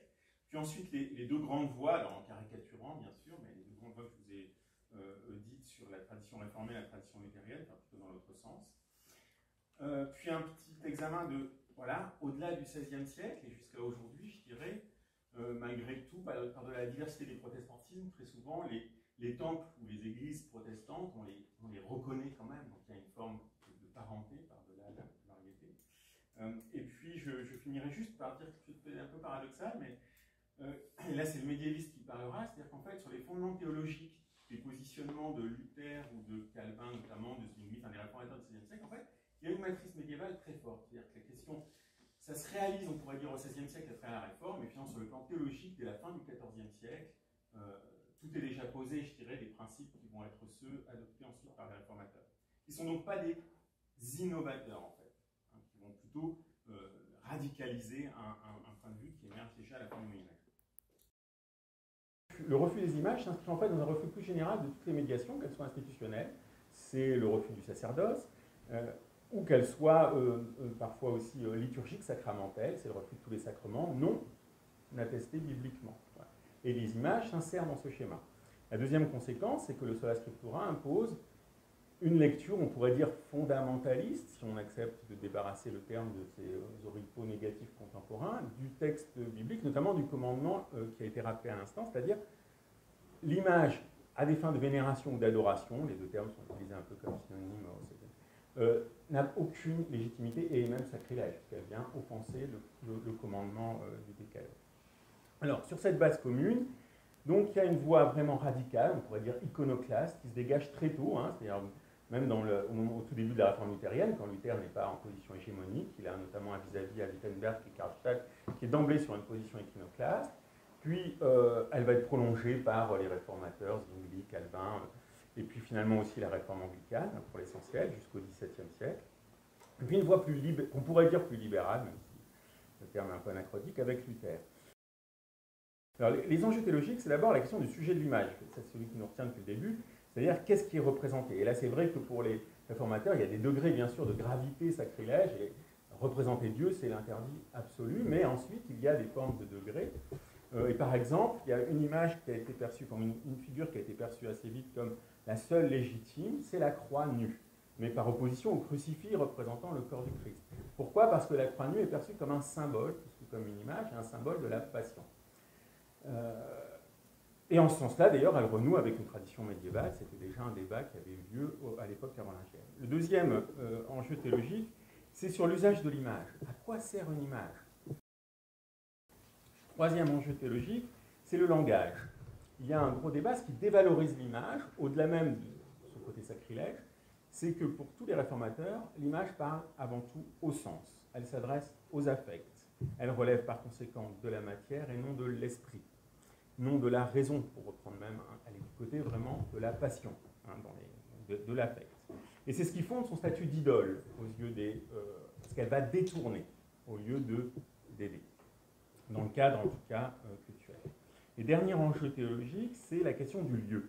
On pourrait penser que c'est banal, mais c'est fondamental, puisque les réformateurs vont redéfinir le statut du lieu ecclésial, qui n'est plus sacré en tant que tel. Il n'y a pas de rite de sacralisation d'une église, il n'y a pas de rite de sacralisation de l'autel, même s'il peut y avoir des différences entre luthériens et réformés là aussi, un petit peu. Et donc la question, c'est la place des images dans l'église, qui est tout de suite problématique. C'est là-dessus, donc c'est pas anecdotique, mais c'est tout de suite là-dessus que va se greffer parfois certains débats internes même au protestantisme. Et les deux enjeux politiques, là je l'évoque plus rapidement, c'est qu'il ne faut pas négliger l'impact des circonstances, parce qu'il y a par exemple dans la tradition luthérienne et chez Luther une vraie hostilité à l'iconoclasme comme geste violent. C'est-à-dire qu'en soi, indépendamment même de sa justification, il y a une vraie réserve de Luther à la nature violente de la destruction d'un objet.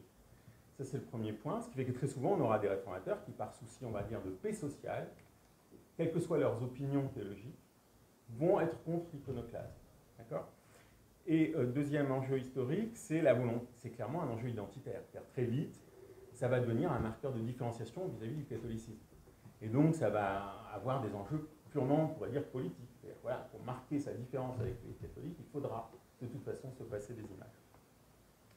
Alors, sur les deux voies, très simplement, pour Luther, qui est le premier à prendre parti, il condamne l'usage cultuel des images. Luther, à ce niveau-là, il n'y a pas de différence fondamentale avec la tradition réformée. Il dit explicitement qu'il souhaite leur abolition. À terme, il vise des églises et une église sans images. Et en particulier, ce qu'il rejette, c'est tous les enjeux liés bien sûr à l'obtention du salut à travers l'image. Que ce soit par les donateurs d'images, l'idée que quand on va offrir une image, on fait une bonne œuvre. Là, on est bien sûr dans une logique anti-luthérienne de la grâce. Et puis, c'est l'idée aussi que l'on va parfois mettre un cierge à une image, on va avoir comme ça des gestes de dévotion, des rituels, qui vont investir l'image d'une fonction salvatrice ou salvifique. Et là aussi, bien sûr, c'est rejeté. Et un dernier argument de Luther, qui est intéressant, qu'on va retrouver chez les autres aussi, c'est que par ailleurs, l'image, ça coûte cher. C'est de l'argent. Que ce soit pour le commanditaire, pour celui qui va le faire, pour celui... Et là, il y a un détournement, pour Luther, d'argent qui pourrait servir à autre chose dans l'Église, et notamment aux pauvres. Donc, il y a cette dynamique-là aussi qui a à l'arrière. Mais en revanche, comme je l'ai dit tout à l'heure, il va condamner l'iconoclasme comme violence, comme trouble à la paix sociale, et il va lui substituer, on va dire, une dimension de persuasion. Pour lui, il faut convaincre les gens d'abandonner les images plutôt que les détruire. Et donc, il va mettre l'accent sur la prédication. Et cela parce que, donc, fondamentalement, il est convaincu que les iconoclastes abusent au sens où, en fait, ils sont persuadés que tous ceux qui ont un certain rapport aux images dans le cadre religieux sont dans la vénération et l'adoration. Mais Luther dit, mais finalement, on ne peut pas pénétrer le secret des cœurs. On ne sait pas, en fait. On ne peut pas dire s'il y a vraiment vénération de l'image plutôt que de ce à quoi l'image se réfère. Parce qu'il y a toute cette tradition de dire que finalement, l'image n'est qu'une représentation. Que ce que l'on vénère et ce que l'on adore, c'est Dieu ou le saint, et qu'elle n'est qu'un vecteur, en quelque sorte. Et donc, cette logique de référence, de l'image comme référence, eh bien, Luther dit, finalement, on ne peut pas pénétrer dans la conscience de l'individu, donc il faut une réserve, et c'est à chaque chrétien d'estimer, finalement, s'il peut ou pas avoir recours à l'image, et quel est le recours à l'image qu'il va estimer légitime ou pas. Et c'est en ce sens-là qu'on a parfois parlé de libéralisme, parce qu'en fait, voilà, il fait confiance, en quelque sorte. Voilà. L'autre tradition protestante est plus radicale, iconoclaste, on peut le dire, celle de Bachta, de Zwingli, de Calvin, des anglicans pour l'essentiel jusqu'au XVIIe, Milton, notamment. Elle reste attachée à ce fondamentalisme scripturaire, de manière fondamentale, avec l'idée que les seules représentations, ou les seuls signes, puisque tout ça, ça fonctionne ensemble, l'image n'est pas isolée des autres formes de représentation de signes légitimes, sont les deux sacrements institués par le Christ, présents dans la Bible, ou par Jean-Baptiste, attestés dans les évangiles, donc le baptême et la scène, qui sont perçus comme les deux seules, finalement, images, certes imaginaires, qu'on ne va pas pouvoir représenter sous forme figurative, mais qui nous donnent accès, on va dire, directement à ce qu'est Dieu. En revanche, cette tradition, qui exclut donc complètement les images du monde cultuel, des usages cultuels et liturgiques, et cette fois-ci de manière radicale, puisqu'elle pose un iconoclasme. Il y a deux compléments qu'il faut apporter. C'est cet iconoclasme, il ne doit pas être sauvage, ce n'est pas les fidèles eux-mêmes qui doivent le mener, ni même d'ailleurs les autorités, on va dire, au sein de chacun de ces églises, c'est les autorités civiles.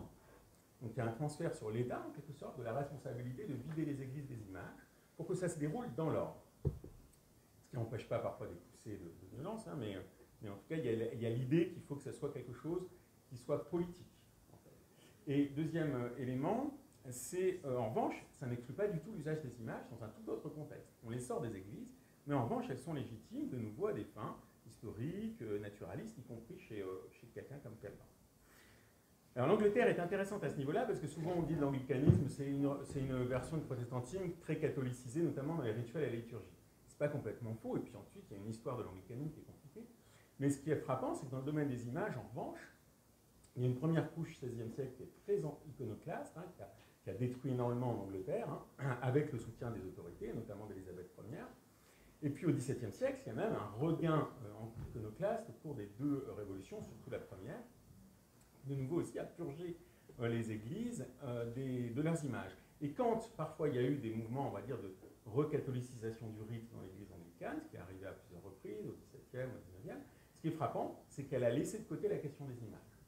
C'est-à-dire que là, on a recatholicisé les vêtements liturgiques, les objets liturgiques, mais en revanche, les images, non. Alors, si j'en viens brièvement à aujourd'hui, ce qui est intéressant, c'est que les églises protestantes, alors on a des églises luthériennes en pays germaniques, on a encore des images qui sont utilisées souvent à des fins, pour le coup, éducatives, pédagogiques. C'est intéressant dans les églises, quand on connaît un peu la manière dont elles fonctionnent, souvent ça va être utilisé dans le cadre des catéchuménats, par exemple, même si elles se trouvent dans l'église, c'est pas forcément dans des...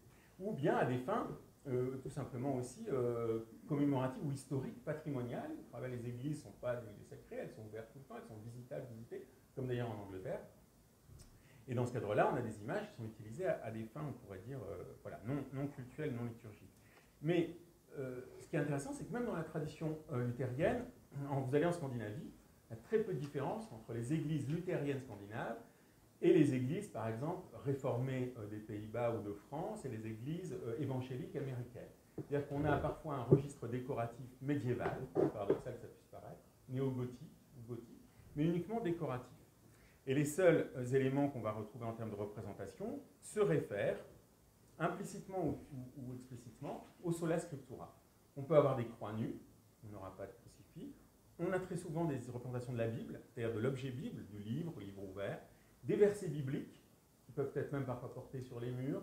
Dans les églises anglicanes, c'est assez fréquent.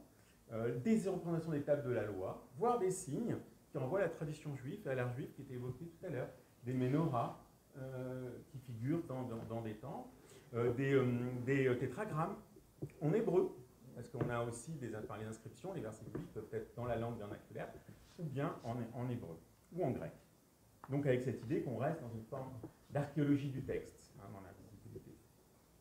Alors, ce qui est intéressant, me semble-t-il, c'est que ce rejet des images dans le cadre cultuel, qui demeure assez fort, en fait, a peut-être finalement favorisé indirectement, je dirais, le développement des images, en revanche, et d'un rapport à la représentation du divin de manière non figurative dans deux directions.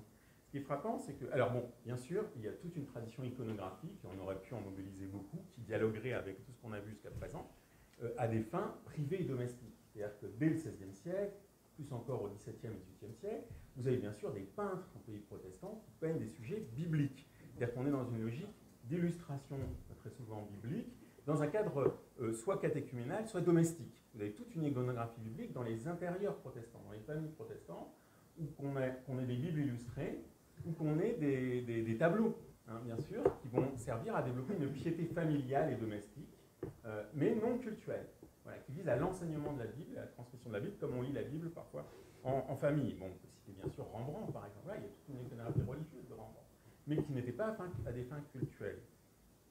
En Angleterre aussi, on a toute une tradition. Surtout que les protestants ont énormément investi, Luther le premier, dans des véhicules, on va dire, non nobles, si l'on veut, par certains côtés, peut-être pour les contemporains de l'image, qui sont les imprimés. Bien sûr, l'imprimé, la gravure imprimée, c'est quelque chose qui relève de la polémique religieuse au XVIe siècle, très utilisée, revendiquée par Luther pour combattre. Donc il y a une vraie iconographie religieuse polémique sur imprimé dès le XVIe siècle. Mais ces imprimés, on va les retrouver aussi à des fins plus de piétisme, dans toute une tradition protestante américaine, par exemple, aujourd'hui. Beaucoup d'images qui circulent, mais qui sont des images qui circulent dans un cadre familial, dans un cadre domestique. Et les deux, mais à côté de ça, ce qui est intéressant, je trouve, c'est qu'il s'est développé une littérature poétique, c'est-à-dire que la dévalorisation de l'image a revalorisé, on va dire, la poésie. Et vous avez dès le XVIIe siècle une grande tradition poétique, religieuse, qui va par conséquent représenter le divin, mais sous une forme non figurative. C'est quand même des images de Dieu. On évoque quand même des figures de Dieu qui ne sont pas figuratives au sens graphique, mais qui sont quand même des images qui produisent un imaginaire. C'est Agrippa Domini en France, c'est John Donne et John Milton en Angleterre, et il y a toute une tradition de littérature religieuse. Et puis c'est la musique, qui va avoir pour fonction, très tôt dès le XVIe siècle, de donner accès. Et là, on peut y voir par un côté un paradoxe, une contradiction à la théologie protestante, parce que c'est malgré tout par l'essence, mais de donner accès au divin de manière plus efficace ou jugée plus légitime, moins sacrilège que l'image. Et il y a toute une tradition musicale, vous le savez, différente. Bien sûr, en pays réformé, c'est souvent plutôt uniquement vocal. En pays luthérien, ça peut être instrumental, et qui met l'accent là-dessus. J'aimerais juste pour finir, alors vraiment en deux mots, c'est dire finalement, on a l'impression qu'il y a une rupture forte par rapport à la tradition antérieure. Mais en fait, on a des fondements médiévaux, donc on pourrait dire de manière anachronique catholique, anachronique parce que de toute façon, tant qu'il n'y a pas de réforme, le catholicisme il est partagé par tous, donc il n'est pas une confession, il est la religion de la communauté dans le monde latin, bien sûr. C'est qu'il y a des fondements finalement qui remontent au XIVe siècle. Et en particulier, quand on lit certaines prédications de John Wycliffe, en Angleterre, fin XIVe, et je pense que ça a joué un rôle majeur dans le fait qu'au XVIe siècle, l'anglicanisme sur la question des images a été vraiment radical, alors qu'il ne l'est pas toujours, parce qu'il y avait cet héritage anglais. C'est un théologien d'Oxford, quelqu'un qui avait vraiment pignon sur rue, qui était protégé par des princes, donc qui a eu des difficultés avec l'Église, qui a été condamné pour hérésie, donc qui est un marginal, si on veut, sur le plan de l'orthodoxie, mais qui est mort dans son lit, il n'a pas été brûlé comme Jean Hus, lui, quelques temps après, mais on trouve des principes qui sont déjà ceux qui vont être réactivés par les réformateurs. Il y a en particulier cette idée que le statut référentiel de l'adoration, c'est un peu subtil, mais c'est ce que je disais tout à l'heure, c'est-à-dire le fait qu'une image serait légitime parce qu'en fait l'adoration qu'on a l'air de lui porter s'adresse en fait à ce qu'elle représente et pas à l'image elle-même. Pour Wycliffe, ça, c'est des subtilités de théologiens, c'est complètement aléatoire, et pour les gens simples et illettrés, on ne pourra jamais empêcher l'évolution vers l'idolâtrie. Et que donc la vénération, dire qu'en fait on ne vénère pas les images, pour Wycliffe, c'est une tromperie, c'est un abus. Oui, peut-être pour trois intellectuels, mais ça ne fonctionnera pas pour l'ensemble du peuple chrétien. Et pour lui, ce qui explique cette dérive inévitable vers ce qu'il appelle le paganisme idolâtre, hein, et c'est une expression qui reviendra au XVIe siècle, c'est le fait que de nouveau les images parlent aux sens et aux affects. Il a déjà cette théorisation. Hein. Et il a déjà l'argument scripturaire qui est l'argument majeur, plus le modèle du Christ et des apôtres, donc il nous dit, ça c'est un peu plus médiéval, il nous dit finalement ils prêchaient, ils ne se sont jamais appuyés sur des images. On n'a aucun témoignage évangélique qui nous dit qu'ils auraient dessiné pour transmettre. Ils n'ont fait que parler, donc c'est la parole qui compte. Et enfin, il y a l'argument que j'ai évoqué tout à l'heure pour Luther, mais qui est vraiment récurrent à la Réforme, mais qui est déjà là, très fort, à la fin du XIVe et tout au long du XVe siècle, chez les disciples directs ou indirects de Wycliffe, qu'on appelle les Lollards, et que ce sera repris par les Lucides, c'est que ça participe, comme les indulgences, comme le culte des reliques, comme les pèlerinages imposés, ça participe d'un détournement de richesse aux dépens, finalement, de la charité qui doit s'exercer envers les pauvres. Et donc il y a un discours social, on pourrait dire, derrière la critique de l'image, qui est déjà en place au XIVe et XVe siècle. Voilà.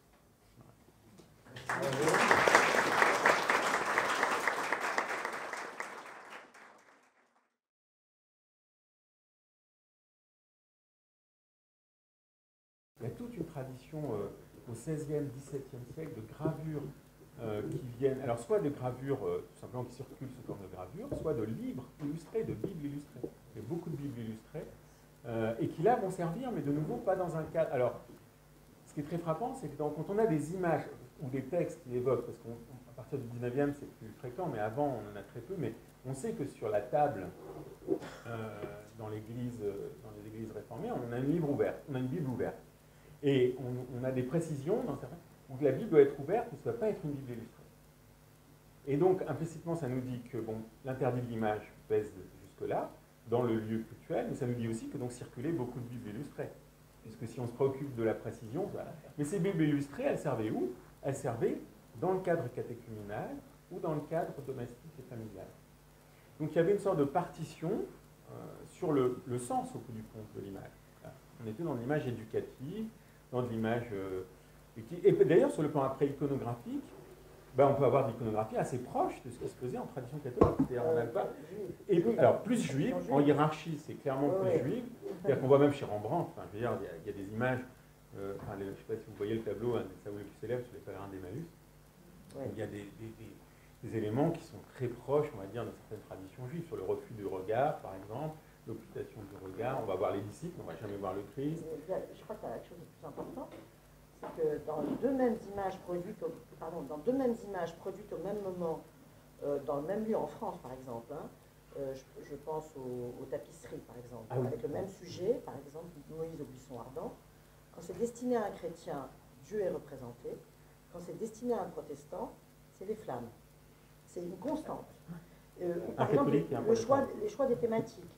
Par exemple, la persécution des Juifs par Pharaon est présentée, très très populaire chez les protestants, comme une métaphore de leur persécution par les catholiques.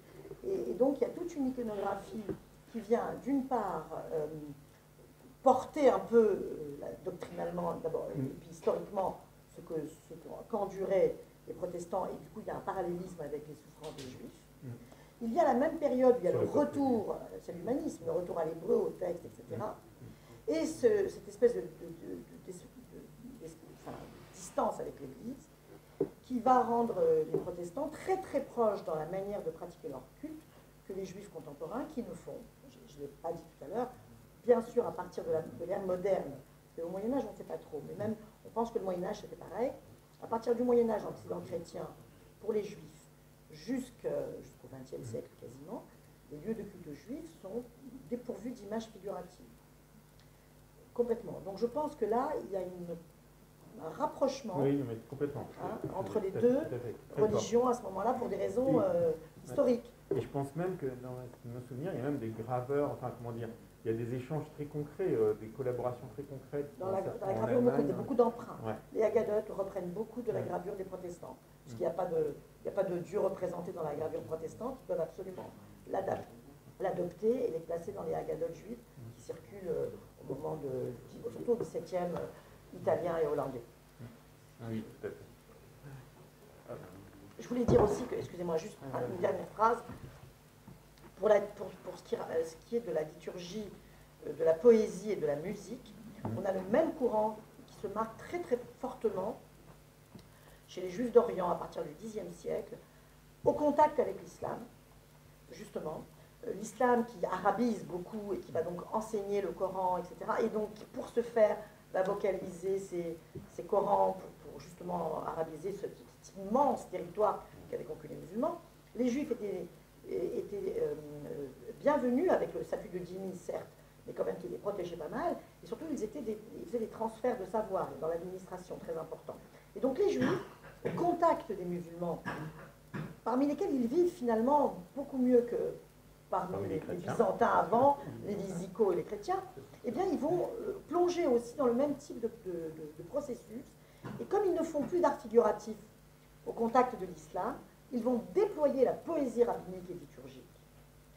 L'incantation vers Dieu, on a toutes les poésies de Yehuda Halevi qui jusqu'à aujourd'hui sont chantées dans les synagogues, et idem, la musique qui s'inspire dans les rythmes, s'inspire des muassahat et de la musique arabe liturgique. Hein. Donc on a le même mouvement au Xe siècle déjà qui s'amorce chez les Juifs d'Orient, qui va contaminer, excusez-moi, les Juifs d'Occident quand les diasporas vont se mélanger un peu plus, et qui revient complètement chez et encore une fois, un signe de rapprochement aussi avec le judaïsme. Je voulais faire une remarque par rapport à ce que vous disiez tout à l'heure sur la critique sociale des images. Et que ça me rappelle aussi des critiques qui ont été faites par Al-Razali à l'époque, le grand mystique et théologien du XIe siècle, XIe siècle. Pardon, excusez-moi, j'ai une crampe. Une eau froide, très important. Ouais, pardon, c'est stupide que ça m'arrive qu'à moi ce genre de truc. C'est trop grand, il faut vous reculer. Ouais, non, mais ça va aller. Merci beaucoup. El-Razel, il ne voulait pas que je parle, je crois. C'était pas un ami des Moutazilites. Hein. Mais ça m'a fait penser à ce qu'il disait justement, parce qu'il n'y a pas que lui, d'autres le diront aussi, mais El-Razel, il va bien le dire et bien le formuler. La question de, effectivement, les images coûtent cher. Les images détournent de l'argent. Et en fait, les images aussi, justement, cette critique sur la charité, c'est exactement ça. Quand vous l'avez dit, j'ai pensé tout de suite, je me dis, mais c'est... on a l'impression que Razel y était, je sais pas, de l'art, peut-être. Mais c'est vrai que ça revient, et pas que lui. Il y a d'autres théologiens, notamment Nawawi, qui est un peu dans la même filiation spirituelle. Et on a finalement cette critique-là qui revient sur, effectivement, c'est un détournement et aussi sur la question de la pureté du lieu. Oui. Vous savez, quand un musulman va faire la prière, il y a les ablutions, donc il se purifie. Alors c'est une purification qui est à la fois extérieure, on se nettoie entre guillemets, mais on nettoie aussi son intérieur, c'est-à-dire qu'il y a le zahir qui est le vie manifeste, et le batin qui est l'intérieur, l'ésotérique. Quand on se nettoie, quand on fait les ablutions, si on réduit aux 4, c'est-à-dire vraiment, qu'est-ce qu'on nettoie? Le visage, les mains, la tête et les pieds. Donc c'est les actes qu'on fait, ce qu'on pense, là où on va, et ce qu'on dit, etc. C'est vraiment cette question de ce qu'on fait. On se purifie en fait, on purifie nos actions. Alors il y a cette purification-là du corps, mais il y a aussi la purification du lieu, d'où le fameux tapis de prière. Pourquoi on utilise un tapis? Le tapis n'est pas sacré, mais le tapis, parce qu'on doit prier, quand on fait la prière, avec la prosternation, l'inclination, etc., on doit le faire dans un endroit propre. Et dans l'idée d'endroit propre, c'est l'idée que propre, c'est-à-dire pas de saleté, au sens propre du terme, justement, mais aussi pas de choses qui peuvent corrompre, finalement, ou détourner de Dieu, ou qui peuvent être une sorte de salissure morale, entre guillemets. Et il y a cette idée de rapprocher l'image, parfois, de quelque chose de dégradant, de quelque chose qui va, par exemple, une représentation même d'un prophète, et pas forcément de Mahomet, de n'importe quel prophète, elle sera toujours plus basse, plus inférieure à tout à fait, à vraiment la valeur du prophète en tant que tel. Et même chez les chiites, il y a même un hadith qui finit par associer l'image à, excusez-moi, c'est un peu, à l'excrément des animaux. C'est-à-dire que vraiment, il y a une association où l'image est considérée comme un excrément, c'est la même valeur. Et du coup, mais paradoxalement, pour ceux qui connaissent peut-être un petit peu l'Iran ou les mosquées chiites, ou même la culture, la représentation chiite, dans le monde chiite, on a un usage beaucoup plus large de l'image, justement, de l'allégorie que chez les sunnites. Alors que ce fameux hadith est chiite. Donc bon, comme quoi hein, les textes disent des choses, mais donc voilà, ce que vous avez dit sur les protestants m'a rappelé toute cette critique-là que l'on retrouve effectivement dans les textes médiévaux sur les images et sur les icônes. Une histoire de distraction aussi, vous avez dit. Ça existe déjà chez Maïmonide, hein, qui dit qu'on ne peut pas concevoir même un tapis dans une synagogue. Parce que les hommes sont prompts à se distraire de la prière. Ne parlons pas de la présence des femmes. J'ai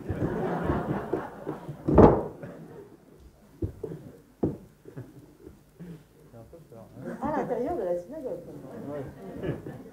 À l'extérieur.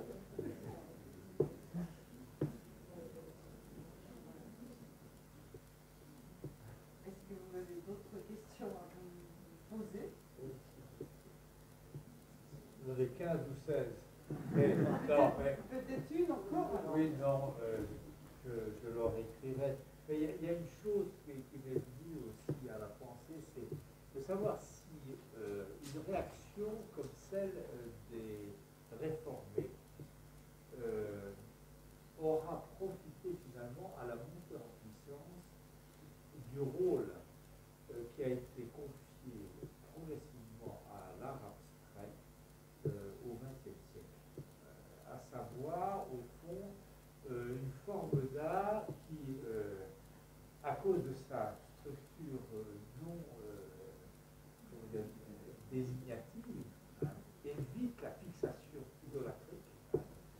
Parce que je suis frappé moi d'une chose, c'est que dans les églises chrétiennes, depuis la fin de la Seconde Guerre mondiale, il y a quand même une augmentation singulière du nombre des peintures, comment dire, qui sont profondément abstraites. Bon, alors du coup, la fixation idolâtrique, elle est moins dangereuse. Et on revient à la lumière, aux couleurs, oui, jaune. on revient à la couleur et à des formes géométriques, Voilà. bon, à des harmonies d'ailleurs qui sont parfois très réussies, mais bon, les sujets d'identification, de domination disparaissent. Si je puis me permettre pour illustrer ce propos, il y a deux hôtels, deux maîtres-hôtels modernes dans deux cathédrales françaises qui sont de bons exemples. L'hôtel fait par Gucci, qui est un orfèvre au départ, mais qui était un hôtel très peu figuratif, très ornemental pour la cathédrale de Chartres. Et l'hôtel de la cathédrale de Paris, malheureusement en partie détruit lors de l'incendie, qui est l'hôtel de Jean Touret, qui était un sculpteur qui fait une représentation proche de l'abstraction, où on suggère des personnages sans leur donner une véritable forme humaine. Cet hôtel-là, le dernier, celui de Notre-Dame, est malheureusement menacé par les projets qui pourraient être reconstruits, mais Et alors ma question, si je la formule grâce à votre intervention, c'est de savoir si les autorités ecclésiastiques et même les courants picturaux, les modes qui ont lieu dans les conservatoires et les écoles de peinture, auront au fond cherché à se blanchir par rapport aux critiques qui viennent de la réforme et par rapport à tous les risques de chosification de la peinture religieuse à sujet identifiable. Voilà. Une sorte de question qui m'habite en parlant. Oui. Est-ce que c'est pas à rapprocher du coup de l'esthétique, c'est-à-dire de la philosophie du beau, du sens, puisque on passe, alors, sommairement, on passe historiquement d'une conception de l'art qui consiste à reproduire un peu la nature, c'est-à-dire à reprendre des modèles finalement tels qu'ils existent, et on représente Dieu sous la forme d'un corps parfait, par exemple sur la Sixtine. Et puis après, notamment avec le tournant que représente Hegel, et la question de finalement qu'est-ce que le beau? Le beau, c'est l'idée qui se manifeste, qui s'objectivise, c'est-à-dire que qu'est-ce qu'il fait l'artiste? Il projette son idée, il projette ce qui le tracasse, ce qui le fait mouvoir en quelque sorte, il le projette dans un objet figuré. Mais l'objet figuré, une fois qu'il est fait, c'est l'idée qui est réalisée. Et l'idée, en fait, ce que dira Hegel, c'est que si l'idée correspond à ce dont il était porteur, elle est belle. C'est-à-dire que si on a une idée qui est... Si on est un peu dépressif et qu'on veut figurer une dépression, ce qu'on va figurer peut être dépressif. Et Hegel vous dira, bah, ça c'est beau, parce que ça correspond à l'idée. Et donc du coup, ce glissement de l'art comme reproduction de ce qu'on voit à l'art comme étant manifestation d'une abstraction finalement, est-ce que ce n'est pas ça qui va s'étaler un peu partout? Puisque qu'est-ce que l'art contemporain? Moi j'ai connu un prof des Beaux-Arts qui disait, en fait, la fonction de l'artiste et du philosophe est la même. La seule différence, c'est que l'artiste ne va pas concevoir des concepts avec des lignes, c'est-à-dire dans un texte écrit, mais il va le faire avec des choses figurées, soit la compression, la sculpture, la peinture. Et donc finalement, est-ce que ça ne serait pas une sorte de mouvement de la pensée qui va aller dans le sens d'une abstraction, finalement, puisqu'après tout, on est dans la manifestation de l'idée. Et comment manifester une idée? C'est une question, hein. C'est une piste. Une piste, voilà. Petite, oui. Manifestation de l'idée. C'est pour ça que c'est élitiste. C'est pour ça que C'est élitiste. Élitiste. Ah. Mais d'ailleurs, sur le fond, je pense qu'il y a une double... Enfin, moi, ce que j'en perçois quand je visite tout simplement une église catholique, c'est qu'il y a certes cette dimension abstraite, mais il y a aussi une multiplication du recours à une autre tradition iconographique, qui est la tradition orientale. C'est-à-dire que moi, je trouve que les églises catholiques sont envahies d'icônes. Et ça m'interroge pas mal, parce qu'en fait, je dis, là, pour le coup, l'icône, dans la tradition orientale, il y a eu une théologie qui a justifié la vénération des icônes. Et qui va jusqu'à, alors un point de vue, pour le coup, à l'extrême opposé de la position réformée, quoi. Et là, je trouve qu'il y a une forme d'ambivalence. Non, mais avec les différentes luttes internes, bien sûr, bien sûr. Contre les iconoclastes et les iconoclastes, quand finalement, Et il a été perdu, finalement admis que l'icône était le, comment tu dis, le moyen, le transmetteur. Le vecteur, oui. Le vecteur, bien sûr. Parce que c'est toujours pareil, Bien c'est sûr. comme la synagogue d'Ora avec les prosélytes. Bien sûr. Comment faire passer au commun des mortels, en dehors de l'élite, l'idée de Dieu?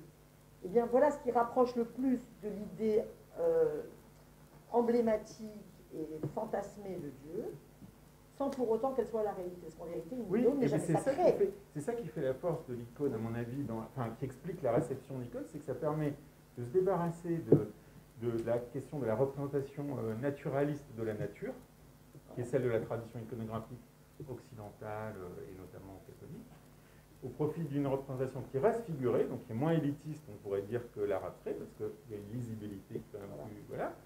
Et en même temps, qui est quand même étrange. C'est-à-dire qu'on n'est pas dans du naturalisme anthropomorphique. C'est-à-dire on revient sur les icônes.